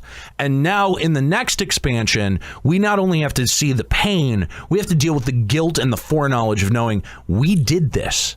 We set these events in motion. You know, it may not have been us that, you know, was literally the dragon that combined with Omega, but all of our actions of trying to prevent another calamity have led to another calamity. I love that idea, but I feel like nothing that actually affects the overall main story is ever put in the raids. I mean, yeah, but if you're going to do they're optional, you can skip them. If you're going to do a big reset, that's the way to do it. True. I and it'd be right before the next expansion. Exactly. To set it up. Exactly. Then it would actually make sense that we're DBZ friends with Garlemald. You know what I mean? Yes, that would give us that reason after, you know, dethroning the Emperor to be like, actually, you know what, guys, we need to team up to stop this. I mean, I hate to be that guy that just throws out a good idea to just know that it's not ultimately going to be executed. But I love the sort of narrative arc of, you know, despite our best efforts. And you know, I think that it actually in the long term says a lot about, you know, the cycle of destruction and rebirth, right? That maybe, you know, we've been looking at the Alligans as such monsters, but, maybe that was just the lengths that they had to go to try to save themselves, and the lengths that we went to are really morally, if you look at them, no different. It makes you see what has been pitted as your enemy for the longest time in this game. I think that it, really challenges a lot of that notion. And I mean, if most of the content, if 99% of the content that you do after, a new expansion comes out is just considered old, dead content that people rarely do, why not? Why not just give your entire game a facelift? Let a lot of that shit scale. And then the Warrior Flight is now known as the Shadowbringer. I mean... Oh, did you guys not hear that leak either? No. Shadow. Oh, that's the name of the next expansion. Shadowbringer? Shadowbringers. Is that a leak? Well, it was Square-Enix trademarked that name a few weeks ago, so... I feel like if that was the name of the next expansion that they are potentially releasing or going to tell us about at FanFest, shouldn't they have probably trademarked it a little bit sooner? I can't. That's probably not it. That's probably another FF spinoff bullshit. Oh yeah, Nika, how much you want to bet? Because they did the same thing. They did the same thing last time with Stormblood. Stormblood was trademarked like 2 months before FanFest. Yeah. Make the bet, Nika. Make it. I'm not. What do you want to bet, Nika? What's on the line here? Stop it! What's on the line? Don't take this bet, Nika. Don't let them bully you. I'm not taking this bet. Oh my gosh! You don't even know what the bet was for. What would you even want to bet anyway? Yeah, what do you want to bet, Juxta? All right, Nika. If I win this bet and the next expansion for Final Fantasy XIV is Shadowbringers, then I want you to play World of Warcraft 2 max level without buying any jump potions. Oh, no, I don't have that kind of time. My school started again. No way. That is actually quite a bit of time. Yeah. I mean, that's a lot of effort. I didn't put a time frame on it. What about if you win, you get to pick something for her to cosplay, and if she wins, she picks something for you to cosplay? At the LBR after party. At the LBR. Well, I mean, he won't be there. I'm not going to be here. So. Yeah. She has to make it for me, though, because I don't have that No, fuck talent. that. I don't have the talent. It doesn't have to be, like, super crazy, guys. It's going to be, like, extremely DIY. Like, the Bubsy cosplay I'm going to be doing for Escalia, for Checkpoint. Well, see, I'm trying to think of what I'm actually going to cosplay for FanFest. I can't think of, like, a stupid one, too. Well, it's okay. I mean, you have, like, up until the week before to decide, and then try and rush it all at once, so... Isn't that how you cosplay? That wouldn't make any sense. But, like, how would I be able to win? Because... We're going to know what the name of the expansion is at FanFest. Well, it would have to be something afterwards, yeah. Okay, well, yeah, I wouldn't be able to be at the after. Whatever, Nika's a chicken. She doesn't want to do a bet anyway. Nika has no backbone. That's why she's a woman. Fine, whatever. All right, let's What if I don't know, what if our listeners, if there was a mandate, not a some kind of mandate from our listeners that we would have trouble saying no to? I don't know, maybe some donation. Crazy like that. I don't know, right? maybe some, RSVPs. Okay. Nika's saying RSVPs. Okay, so how many RSVPs would it take, Nika, for you to commit to streaming some World of Warcraft? Oh God. Ooh, I know. That's a big ass. Oh, so then this isn't necessarily you have to play to a certain point. You can even jump potion if you want. Well, but here's the thing. I would recommend, yes, that she at least start at 110. So make Nika do all of as a cat girl if she loses. Nah, that's mean. All of 5.0, fuck that. How many? I'll do a month as a cat girl. I felt weird for the couple of weeks that I was a Lalafell. I'm not gonna put anyone through that. I've done an Aura and I've done a Lalafell for Extra Life. I have not done a cat girl yet. Because I think it should take you a month to get through 5.0, though. I think that there is a contingent of our audience that would be interested in seeing your experiences with World of Warcraft. I mean, I'm not against this idea if we can get enough RSVPs. How many? Put a number. Let's get a number out there. 5. No, because Anira already has the 50 stretch goal, so I feel like mine needs to be more than that. Okay, but Aniro's thing is a lot harder than just playing World of Warcraft, Nika. Excuse me, streaming World of Warcraft. Gosh, I don't know. Probably like 30 or 25. What? That's so easy to get, though. Is it? I don't know how many we're at right now. At least 2. You got to set a time. I set a time frame too. Yeah. I mean, there's a good chance. I mean, if we don't hit 50 within the week, I ain't doing anything. If it's a low number you pick, put a time frame on it, or no time frame and pick a high number. Yes. No, see, like I would say if I was going to pick a high number, what do we need to I'll pay off everything? Hold on, I'll figure it out. 145 people or something? Yeah, it's like if we can get 146. Everyone to pre-reg by the time the FanFest party starts. So like if we make enough pre-regs by November, whatever, then you'd play WoW on stream. Yeah. Feel like so that's 145.145. Is that too many? I feel like that's a little 100.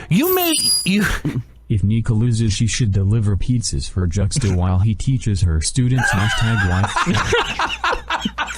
wife swap. Because I definitely don't have time to play a game right now. Can you imagine Juxta trying to teach a classroom of actual children? That would be easy. No, it would not. Oh my God. Like the reason I don't want to pick like a within the week goal though is just because it's the first week's back at school and I do not have time to. Oh no. You're not picking your time. You're picking the time frame. Well, right. If I pick like a 1 week time frame that I don't do it for like 3 months, people are going to forget, and that's no fun. No, we won't let them forget. I won't. Strife won't let you forget. Yeah, Strife will absolutely not let you forget. And I mean, there's really like no time, like on that either. Like, so. I feel like half, maybe half of what we need total. That seems all right, doesn't it? So like by when? So 75 by FanFest. And then and then that way you can plan to do the stream sometime during like a break from school. I like that. All right, like winter break, which is right around the corner, right for Smash time. Let's say, how about this? How about this? Right? How about by the time we do Juxtober? That gives them a month. That's about a month to get that done. 75 RSVPs by 75 October. RSVPs. Okay, good. Because I feel like doing 75 by the fest, we're going to be pushing that. So so 50 for this week for Aniro's special thing, 75 by Juxtober for me to play WoW. There you go. All right. There we go. Okay. To stream WoW. To stream WoW. Play WoW on stream, yes. There you go. All right. Strife won't let me not do it. Yeah, okay. Strife is now going to be our single biggest advocate. Gift pre-releases. Yes, he's gonna gift registrations. Anyway, guys, so yeah, there we go. We got another RSVP challenge. There we go.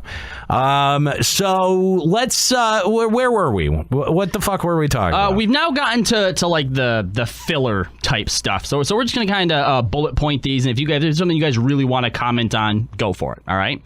So obviously we know the battle system is going to be getting adjustments, particularly adjustments to job abilities and role action slots, so nobody has to make any choices anymore. PvP will have a focus attack added to the quick chat so that PvP, so they can specifically tell you who to focus. Why it didn't have that to begin with, I don't know.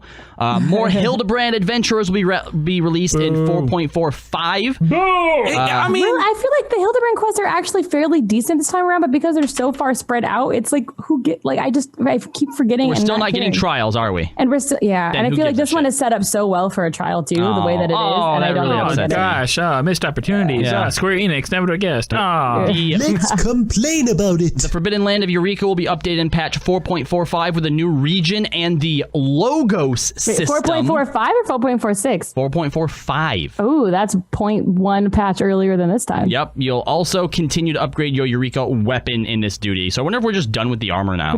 So they just let us upgrade the armor once to get the Diable relic, and that's it. I fucking hate this. I fucking hate this. Gullible. They set up for a legitimately interesting system to be continued throughout the entirety of... It's because they don't want to create more horizontal progression. Oh my God, dude. Why can't you have more than 2 sets of current armor? Why is that so hard for Square-Enix to dev around and program around? Why? I don't understand it. I don't know. Your only options are raid gear or tome gear. And it's like, well, okay, we know, we figured out how to be able to distribute the best in slot for those, but throw an entirely third set of gear into the mix that's relevant, God for fucking bid. It's like they're afraid of overpowering something. The thing is that they could make it slightly more powerful, considering it'll be the third tier of Eureka. A lot of people have fallen off of Eureka this time around, and I feel like by the time that gets to be equal to the tome gear and the raid gear, I feel like less people would have it, and it would be a viable option. Yeah. Why you have an entire zone dedicated to advancing your fucking relic weapon, and that's it? And you expect me to spend a bajillion hours in there on a train or fucking party? Get the fuck out of here, Square Enix. They ruined it. They had something at least semi-thought out with, and I was fine. Listen, I was totally fine with, at that time, the gear being at least one bump lower than what was current in eye level. You know what? And it should have caught up to what was current, and it would have been a brilliant way to have a third set of gear with some sort of relevance. Like honestly, how boring is it to go through BIS charts and just be like, oh, well, my only three options are crafted with a ton of fucking melds, fucking raid gear and tome gear. That's it. You're done. Fuck off, Square Enix. This is an MMO, and it needs to feel like an MMO, not to feel like you're not doing your fucking homework. At the risk of setting you off even more, did you ever look into where your O hat comes from? Yeah, I did hear about that. How you have to do those bunny fates that nobody does to get a certain amount of eye clusters. I did the fate for it once, and you can't get above silver without an item. Yeah. Like, you need a special item to get above silver, and you can't get the drop unless you're gold. Yep. So you need a special item to get more special items to be able to get it. I was in Eureka earlier, though, and some people were doing the bunny fates. Like, I did see it a couple times. But generally, you ain't never getting that. I just don't understand why people aren't more pissed about this, because is par for the course. Is everyone just okay with the fact that you have one of three different choices for your fucking to build your gear set out of?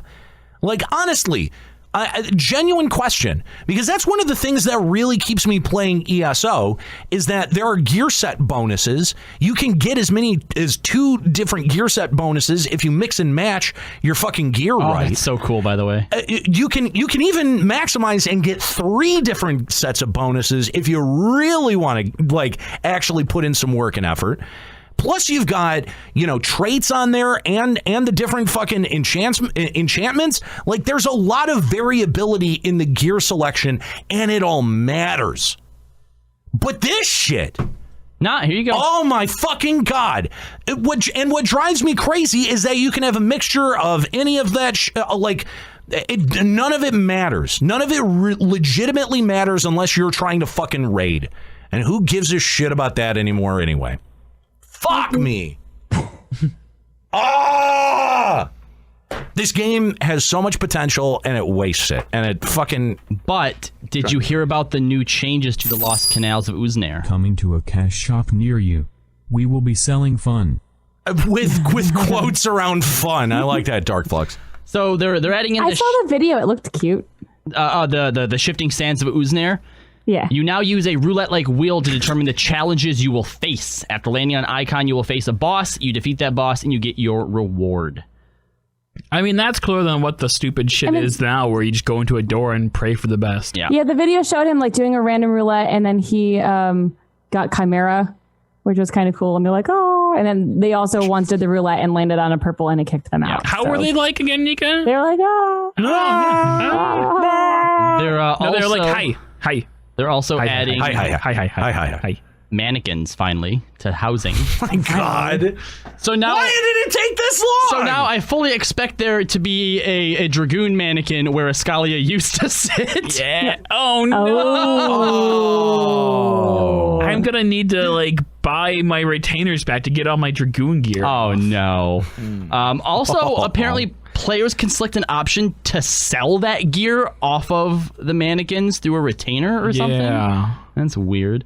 Also, because I'm not sure if we're going to get to it, they did mention somewhere in all this information that they are going to be adding functionality to the app to manage your mannequins. Really? From the app. Is that going to be premium? Yeah, it's gonna cost retainers is premium, so it's gonna cost $100. It will let you mess with one of the mannequins once a day, and if you want to do more than that, you need the premium version. Is that true? I don't know. Oh, okay, I was gonna say you're just making that up. Yeah, I'm making it up. They're adding another gold saucer gate, another jumping puzzle called Leap of Faith. New crafting recipes. Wait! Gold Saucer Gate. I didn't hear about this. This scandal. What's Gold Saucer Gate? Shut up! I get it. Ceremony of Eternal Bonding will add anniversary ceremonies. That's kind of cute. So they can make more money. Probably. I'm sure it's going to cost you money. Oh, I didn't think about that. Yup. It's going to cost money for your anniversary. And now I can't even do it. Extremely gay vibe. Because Sir's not playing the game anymore. You're effectively divorced. You hear that, denizens of Eorzea? A gigantic woman femro just came on the market. And that market is drenched. Captain rank will be...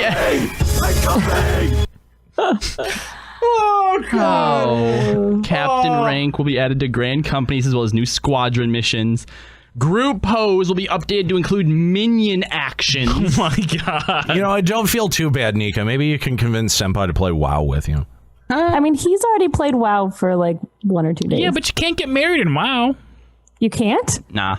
Not like real married. Like, out of all the things WoW has, they don't have character marriages? No, because that's shit's stupid. But like, don't so many people RP in WoW too? Yes, so they just roleplay that they're fucking married. You don't need to bring actual money into the conference. You don't to be fair, World of Warcraft doesn't even have like player housing. Yeah, that's true. That's true. God bless World of Warcraft. Why do I hate this game? Well, someone remind me. Because it was cartoony when you first started playing it. I mean, it's still cartoony. Well, yes, it's because it's mainstream. In FF11, the weddings didn't cost. That's why. You know what? I think Juxta hit it. Yeah, I'm an MMO hipster. Yeah. No, you're a video game hipster. You can't play anything mainstream, especially when it comes to Blizzard games. That might be fair. Yeah, okay. Obviously, the new tier of Allagan Tomestones being added. Although, if the Diablo MMO rumors end up becoming true, you'll give it a shot. I actually will pick that up. I'd play the shit out of that. They've added. How is a Diablo MMO any different from just playing Diablo? I mean, it's not, but I did play Diablo. That's the thing. I hated Diablo 3. I played the shit out of Diablo 2. Ditto. Yeah. Like, even when it was new, that was one that I had spent a lot of time. That was one of the first games that I played into the morning without realizing that it was morning yet. They've added an alarm. Yeah, I only played Diablo 3. I never played Diablo 2. Can I use my mute Juxta, please? Yep. Minion and mount guides will now have a search feature. They're adding Cloud, Aerith, and Tifa minions through each region of the fan festival. And I assume, further down, you will eventually be able to buy them in the Mog Station, along with that Fenris mount. If you don't go to FanFest, don't worry. You can buy it in the Mog Station for $30. That's okay. We get it for FanFest. That's the sound of me rolling my eyes out of my skull. It also plays the crazy motorcycle theme. Fuck it off! Does. I it's so cool. hate this. God damn it. What? That's so cool. No, it's not. Music is awesome. No, I'm not arguing about the music. I'm saying, like, are you really excited to see that mount flying around in FF14? Because it's going to fly. It can fly. Well, remember, it also has mount speed increase, too. Fuck. Yeah. Oh, Fan Festival will have a special battle versus Yojimbo. Now, if we don't fucking get I Beat Yojimbo shirts, I'm going to be pissed. You won't. We won't, but every other region will. not even just the region. Yeah, they're gonna bring it to PAX and no, PAX will exactly. Get it. No fan fests will get it, but everywhere else will get it. Yeah. Yep. Obviously, you'll be able to watch the stream of Fan Festival free of charge. Because they knew they couldn't charge for it again. They couldn't get away with it. Cloud's hairstyle will be offered as a prize for winning the FanFest art contest. See, they listen. A new prize? Amongst other contests. A new prize? A new prize, yeah. They're not just keeping the same fucking Bluebird ring they've had since, 2.x or 1.x? And it's actually not, that's... I could see that. That's a pretty good prize. That's not bad. Yeah. That's not bad. I mean, eventually it'll be on the Mog Station for I'm sure $50. Well, no, I think they said it would eventually be used as other contest prizes. Yeah, it did. I don't think it's going to be in the Mog Station. So this is just a new prize thing that they'll add. But I'm surprised that they're actually adding new prizes. They heard us. So New optional items are also available on the Mog Station today, including the red hair mount and the Crimson Lotus emote. Just so you know, the red hair mount is not a rabbit, it is a horse. Yeah. I also saw on the... Yes. Back that up. Huh? The red hair mount is not a rabbit. Yes. It is a horse. Why? That doesn't make sense. It's a horse with like feathery things on it, though. Because rabbits have feathers. Doesn't help. That doesn't help. Shouldn't it be HAIR? I mean, if it has a lot of hair. It has a lot of hair. Yeah, it does. I've seen the mount. It's pretty ugly. It's so ugly. It's not something I'd ever pay for. It's so ugly. It's hideous. I wouldn't even use it. I also saw I'd be embarrassed to ride that. Saw this morning, guys, on the launcher screen that there's a wind-up Gosetsu. And isn't that old? Is it? Isn't Gosetsu and no, it's new. It's Gosetsu new. and Are Lease you line up sure? is- Gosetsu and Lease. Yep.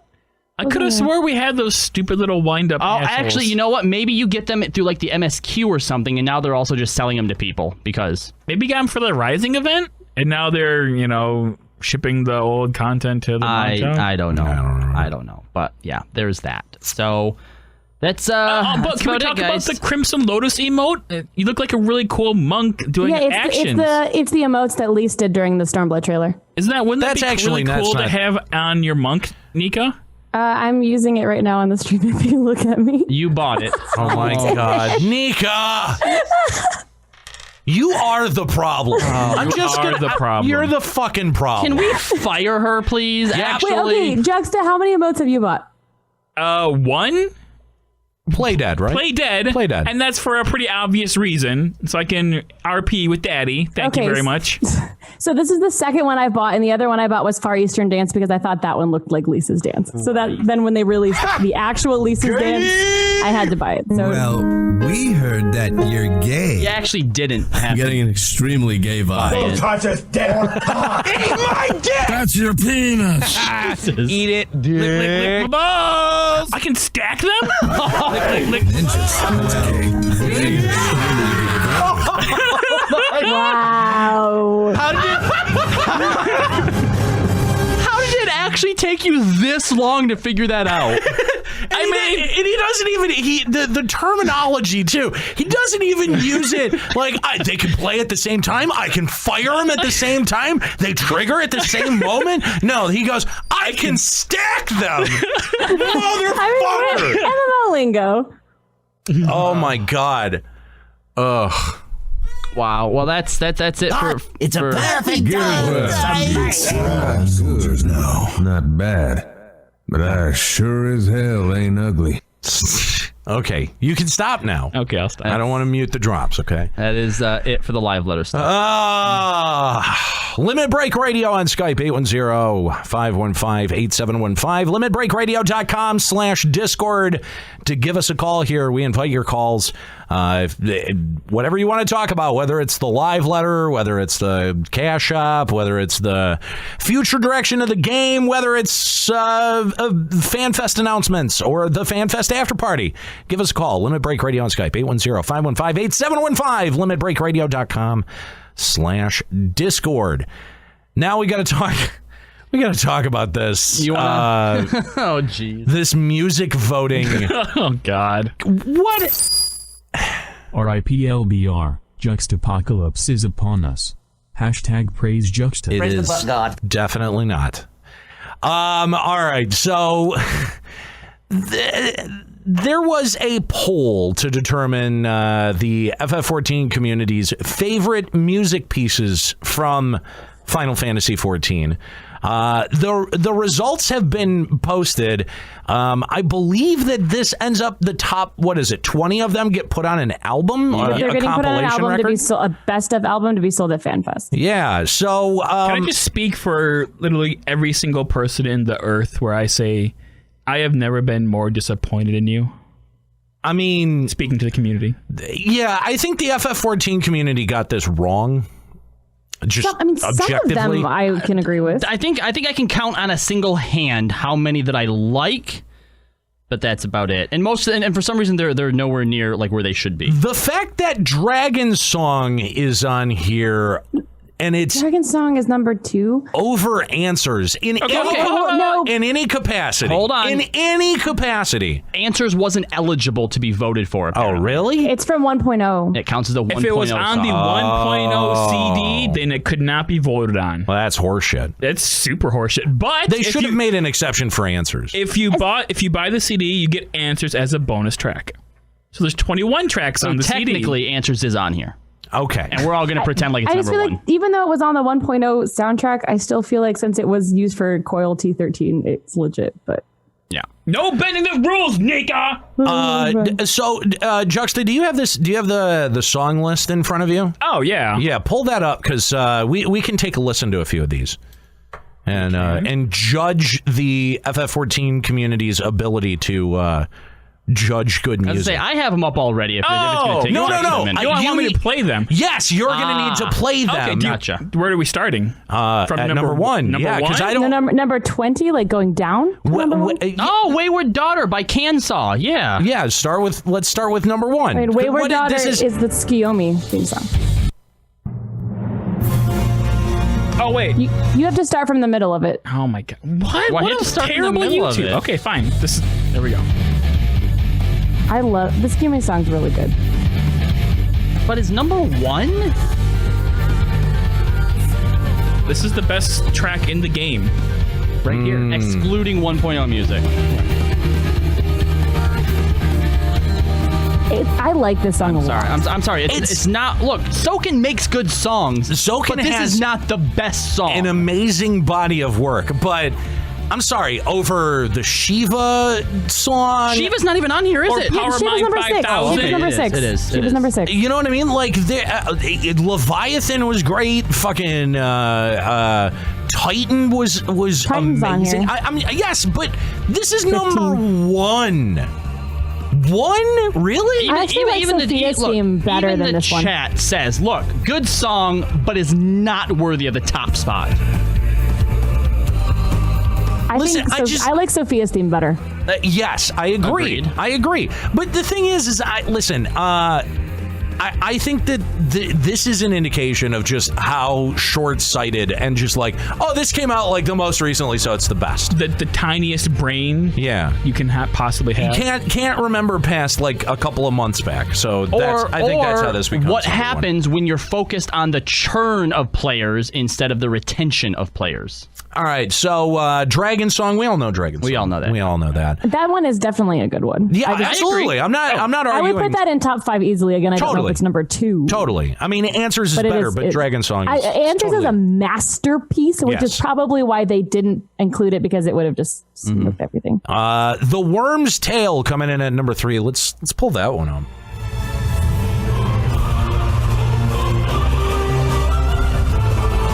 Okay. Yeah. I'd say this is fine. This is one of my favorite pieces It's the of music. Shinryu remix of the last phase. Yeah. This always gets me hyped, so I'll this one's fine. I'll give you that one.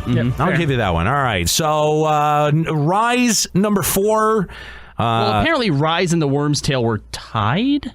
Were they? I guess. Yeah, they're both number 3. They had the same number of votes, apparently.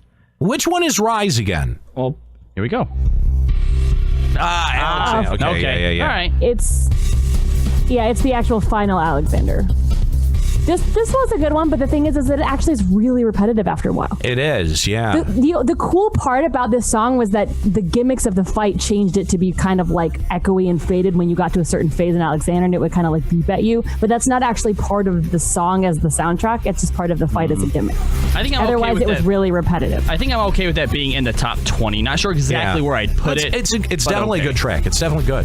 I don't think I'd put it top 5 though. No. Agreed. And in fact, I think that I would put Brute Justice before I would That put one's on here yeah, somewhere. I fucking love Brute Justice 11. with those horns. Man, I love that. Just so you know, you guys lost when I put the song on Name Your Tune. Oh, really? Oh, okay. Heroes. No, you put forward and back on there. You didn't put that one, did you? No, he probably put both of them on there. Yeah.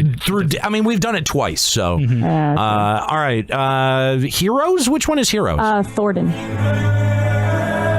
Thornton's is good. Okay, a little high on the list, but okay. Yeah, I thought it was worth it. In top 5? You'd put it in top 5. No, I would have put Odin here instead of Odin was so good. Dude, that's Odin. 1.0 though. Odin theme? No. Odin was 1.0. No, it wasn't. It's not. The corpse. Odin.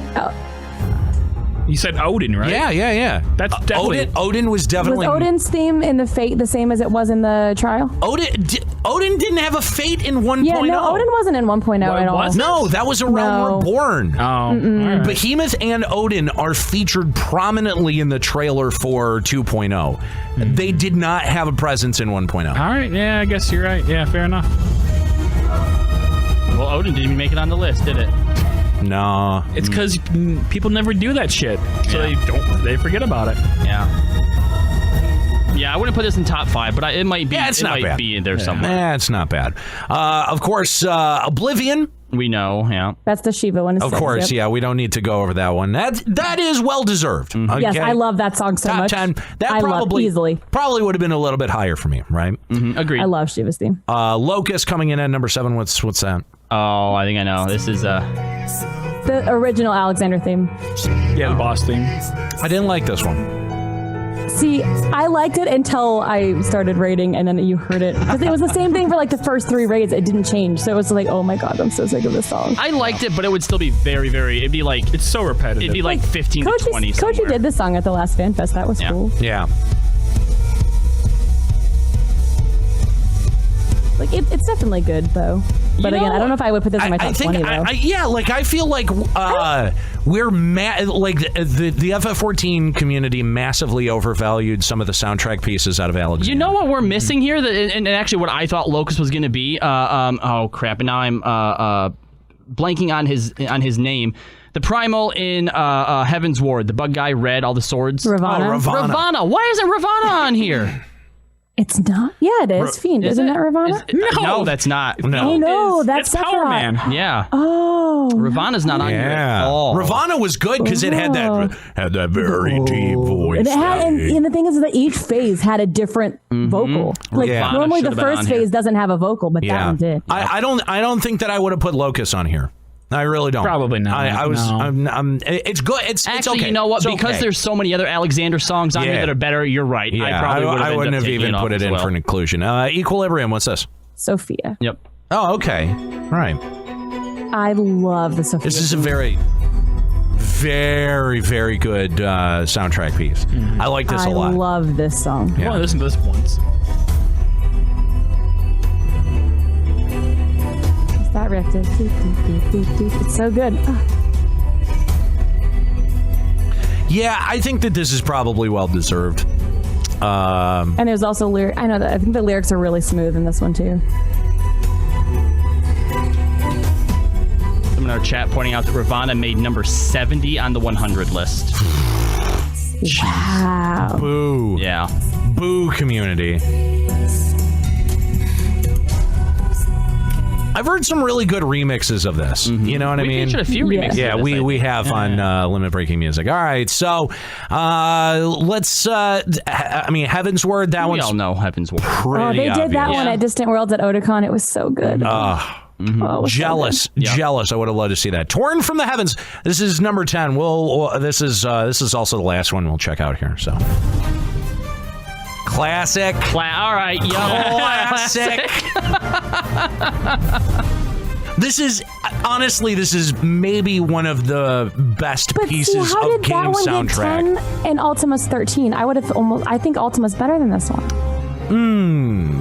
I think that this song is more iconic to FF14 as a game. I agree. It is. Yeah.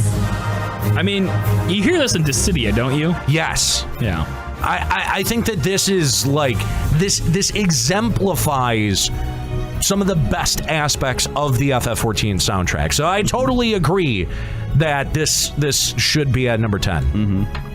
All in all, not bad. Not bad. There were a few stinkers in there that the FF14 community was able to get in. But all in all, this is a fairly decent list. And I just want to do 11 because this would have been probably close to my top 3. Yeah, this should have been in top 5. Absolutely. The Brute Justice theme. They're forming together. I get it. Yeah, the Voltron.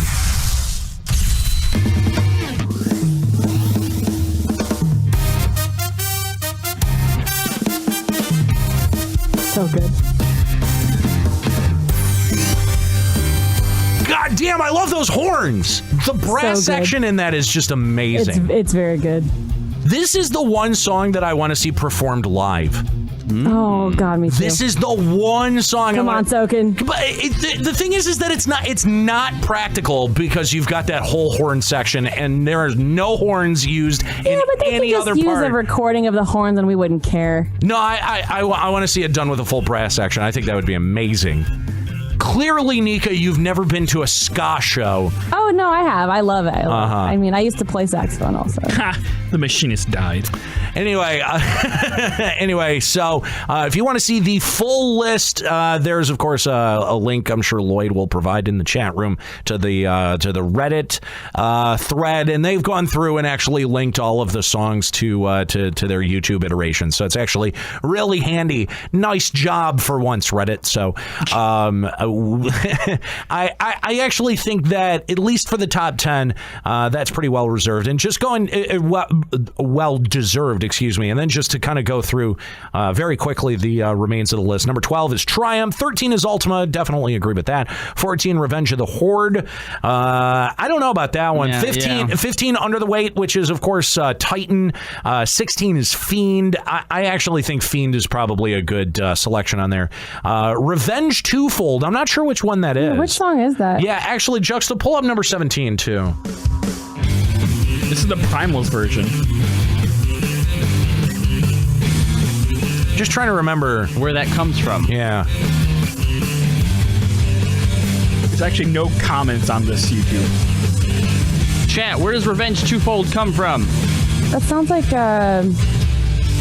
We're failing at Name That Tune. We are.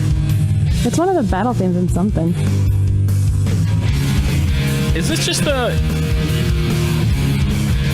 Oh, it may just be like a combat scene. Oh, yeah, it's the dungeon boss thing. It is. Heaven's Word dungeon boss. Yeah. Thing. All right. No, it's a cool version of that. All right, I'll give you that one. 18 is Night in the Broom. 19, Exponential Entropy, and 20, Beauty's Wicked Night Wilds. in the Broom. I feel like that. I'm so sick of that song. I am so it's so like not that it's a bad song. It's so dreary and it's been so overplayed. I agree. It's so garbage. It's not garbage. It's just, yeah, you're right. It's overplayed. So. It's just overdone. I mean, and I feel like a lot to go to Soken here because, I mean, to be real, every single song in 14 is amazing. Like Soken, yes, Soken is amazing. Did we ever get Clary back on the line? Yeah, he's here. Oh, hey, what's going on, Clary? What did you want to add to our comments here on the soundtrack selections? Y'all choices are terrible. Listen, here's the thing. Sophia's theme is not that good because Ramu's theme. It's so good. Ramu's theme is better because it's just better. It fits him better. No. And Sophia's I like Ramu's theme, but it was really dreary to me. Yeah, I wouldn't It didn't build or go anywhere like I wouldn't even put. I would not have even put. I wouldn't have even put Ramu's theme in top 20 for me. It's not. It was you pretty guys are forgettable. right. You guys are right about Night in the Broom. I'm tired of hearing that song. Wayward Daughter has no place anywhere in the top 20 in my opinion, period. It's only up there because that's the last I agree. Primal. I know. I think it's good, but I'd put it somewhere like 15 or 20. I wouldn't even put it in the top 20. I wouldn't even put it near top 20, especially when the music from the phase before that is way better. Yes. Agreed. Totally. Yes. The one track I will say that's not anywhere near the top 20 that I really want to be there is Papaya. God, what is the name of it? The joint from T9. The first phase of T9. I really like that. Oh, the nail. Oh God. Yeah, I don't remember what that's called, but I know what you're talking about. that was really good yes. too. Yeah. Wouldn't that be a 1.0 track then? Nope. No, it wasn't Coil. It wasn't a 1.0. The second phase was Rise of the White Raven. Virosai says Tempest? Yeah, that might be it. Oh, is it a 1.0 song? No, the White Raven part of it is a 1.0 song. Okay, here's Tempest. I can bring that up real quick.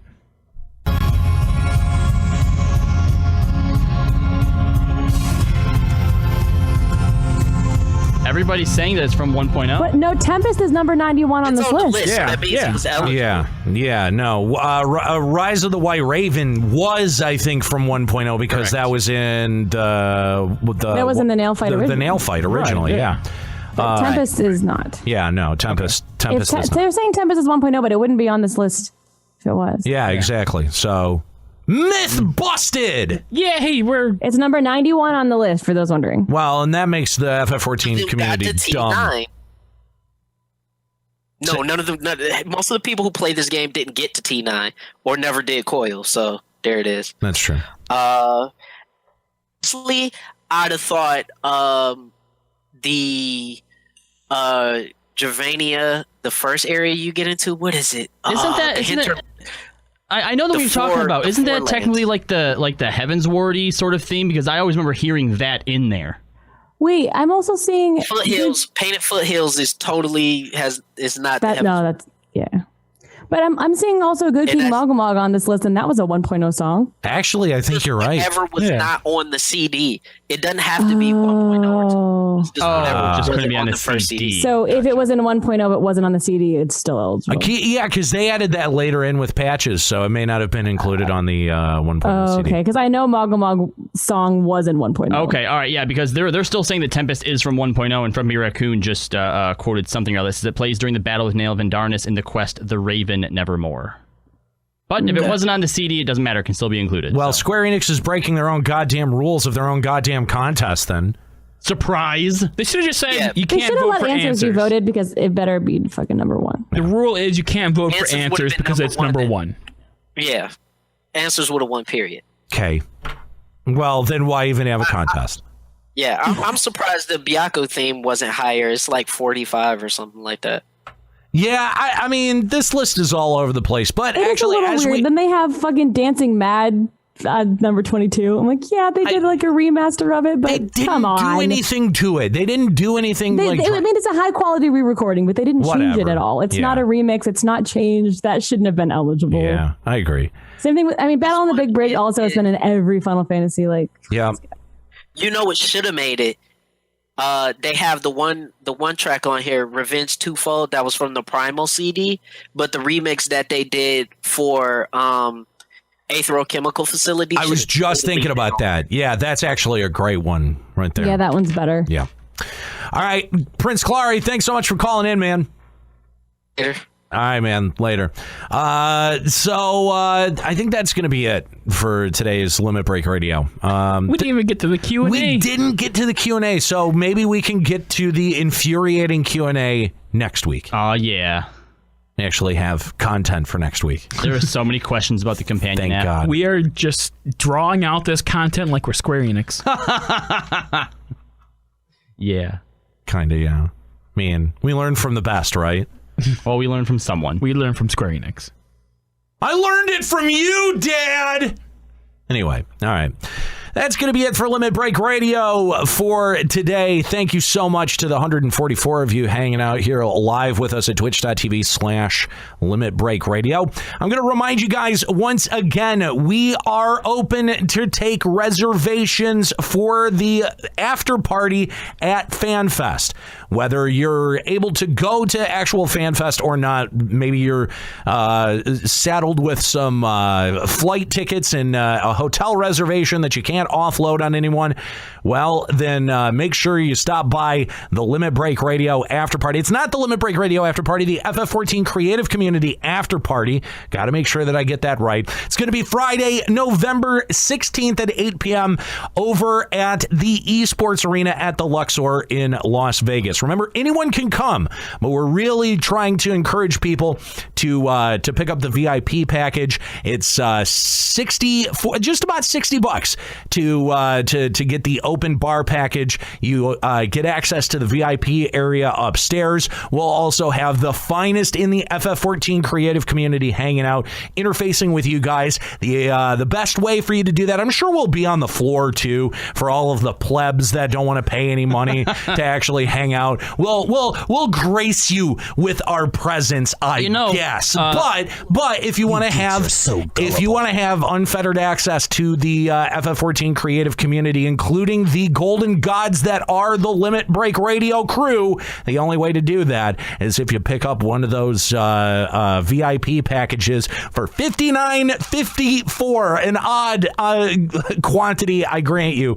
But again, you can do that all over at our website, checkpoint or limitbreakradio.com. Laventine in the chat here has a great idea. He says we should take a page from Square-Enix books. Dalamon horns given away at the after party. Reserve now. And they just end up being a suction cup dildo that we lick and stick to your forehead. Oh, boy. Yeah. Maybe not? No. Okay. No.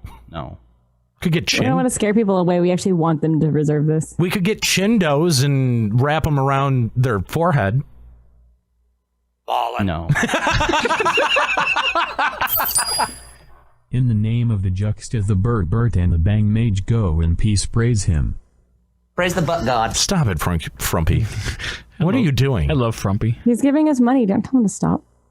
He gave 100 bits. Oh, boy. But nobody's giving 900. He's look at his little number up there. Anyway, reserve your space at the FanFest after party. Again, that is Friday, November 16th, out at the Esports Arena.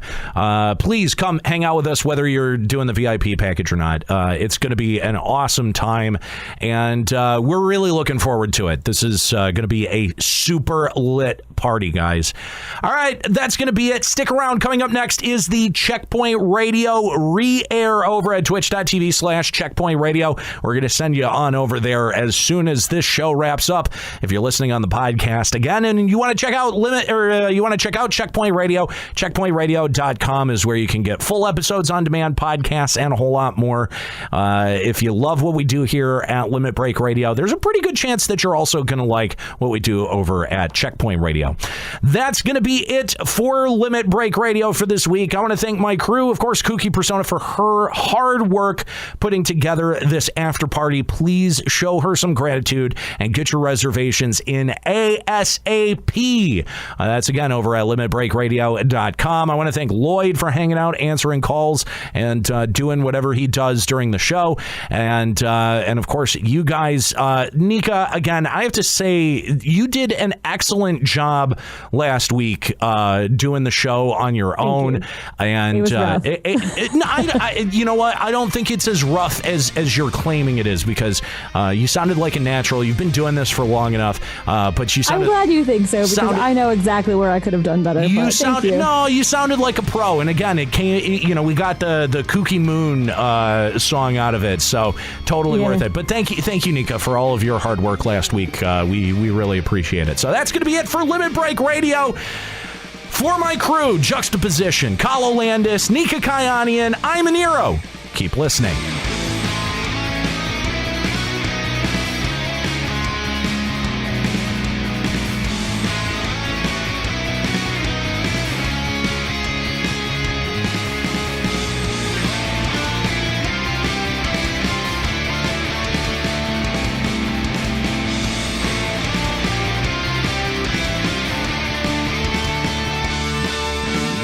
Limit Break Radio is a production of LimitBreakRadio.com and Bender Media Productions. This episode was produced by Kalo Landis, Juxtaposition, and Kooky Persona. Final Fantasy XIV and Eorzea are trademarks of Square-Enix. Funding for Limit Break Radio is provided by Miri Kennett, Nexian Theta, Hirsch Firsch, Talen Vieira, and fellow Limit Break Radio listeners. To support Limit Break Radio, visit patreon.com/Limit Break Radio.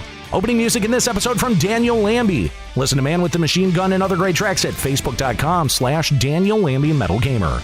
Closing music in this episode provided by Husky by the Geek. Listen to this and other great Final Fantasy XIV and video game rock covers and original music at facebook.com/Husky by the Geek. In-game graphics for Limit Break Radio's Twitch stream are provided by Diamond Multimedia. Check out their line of AMD graphics cards and other hardware at diamondmm.com. Limit Break Radio and its hosts are solely responsible for its content.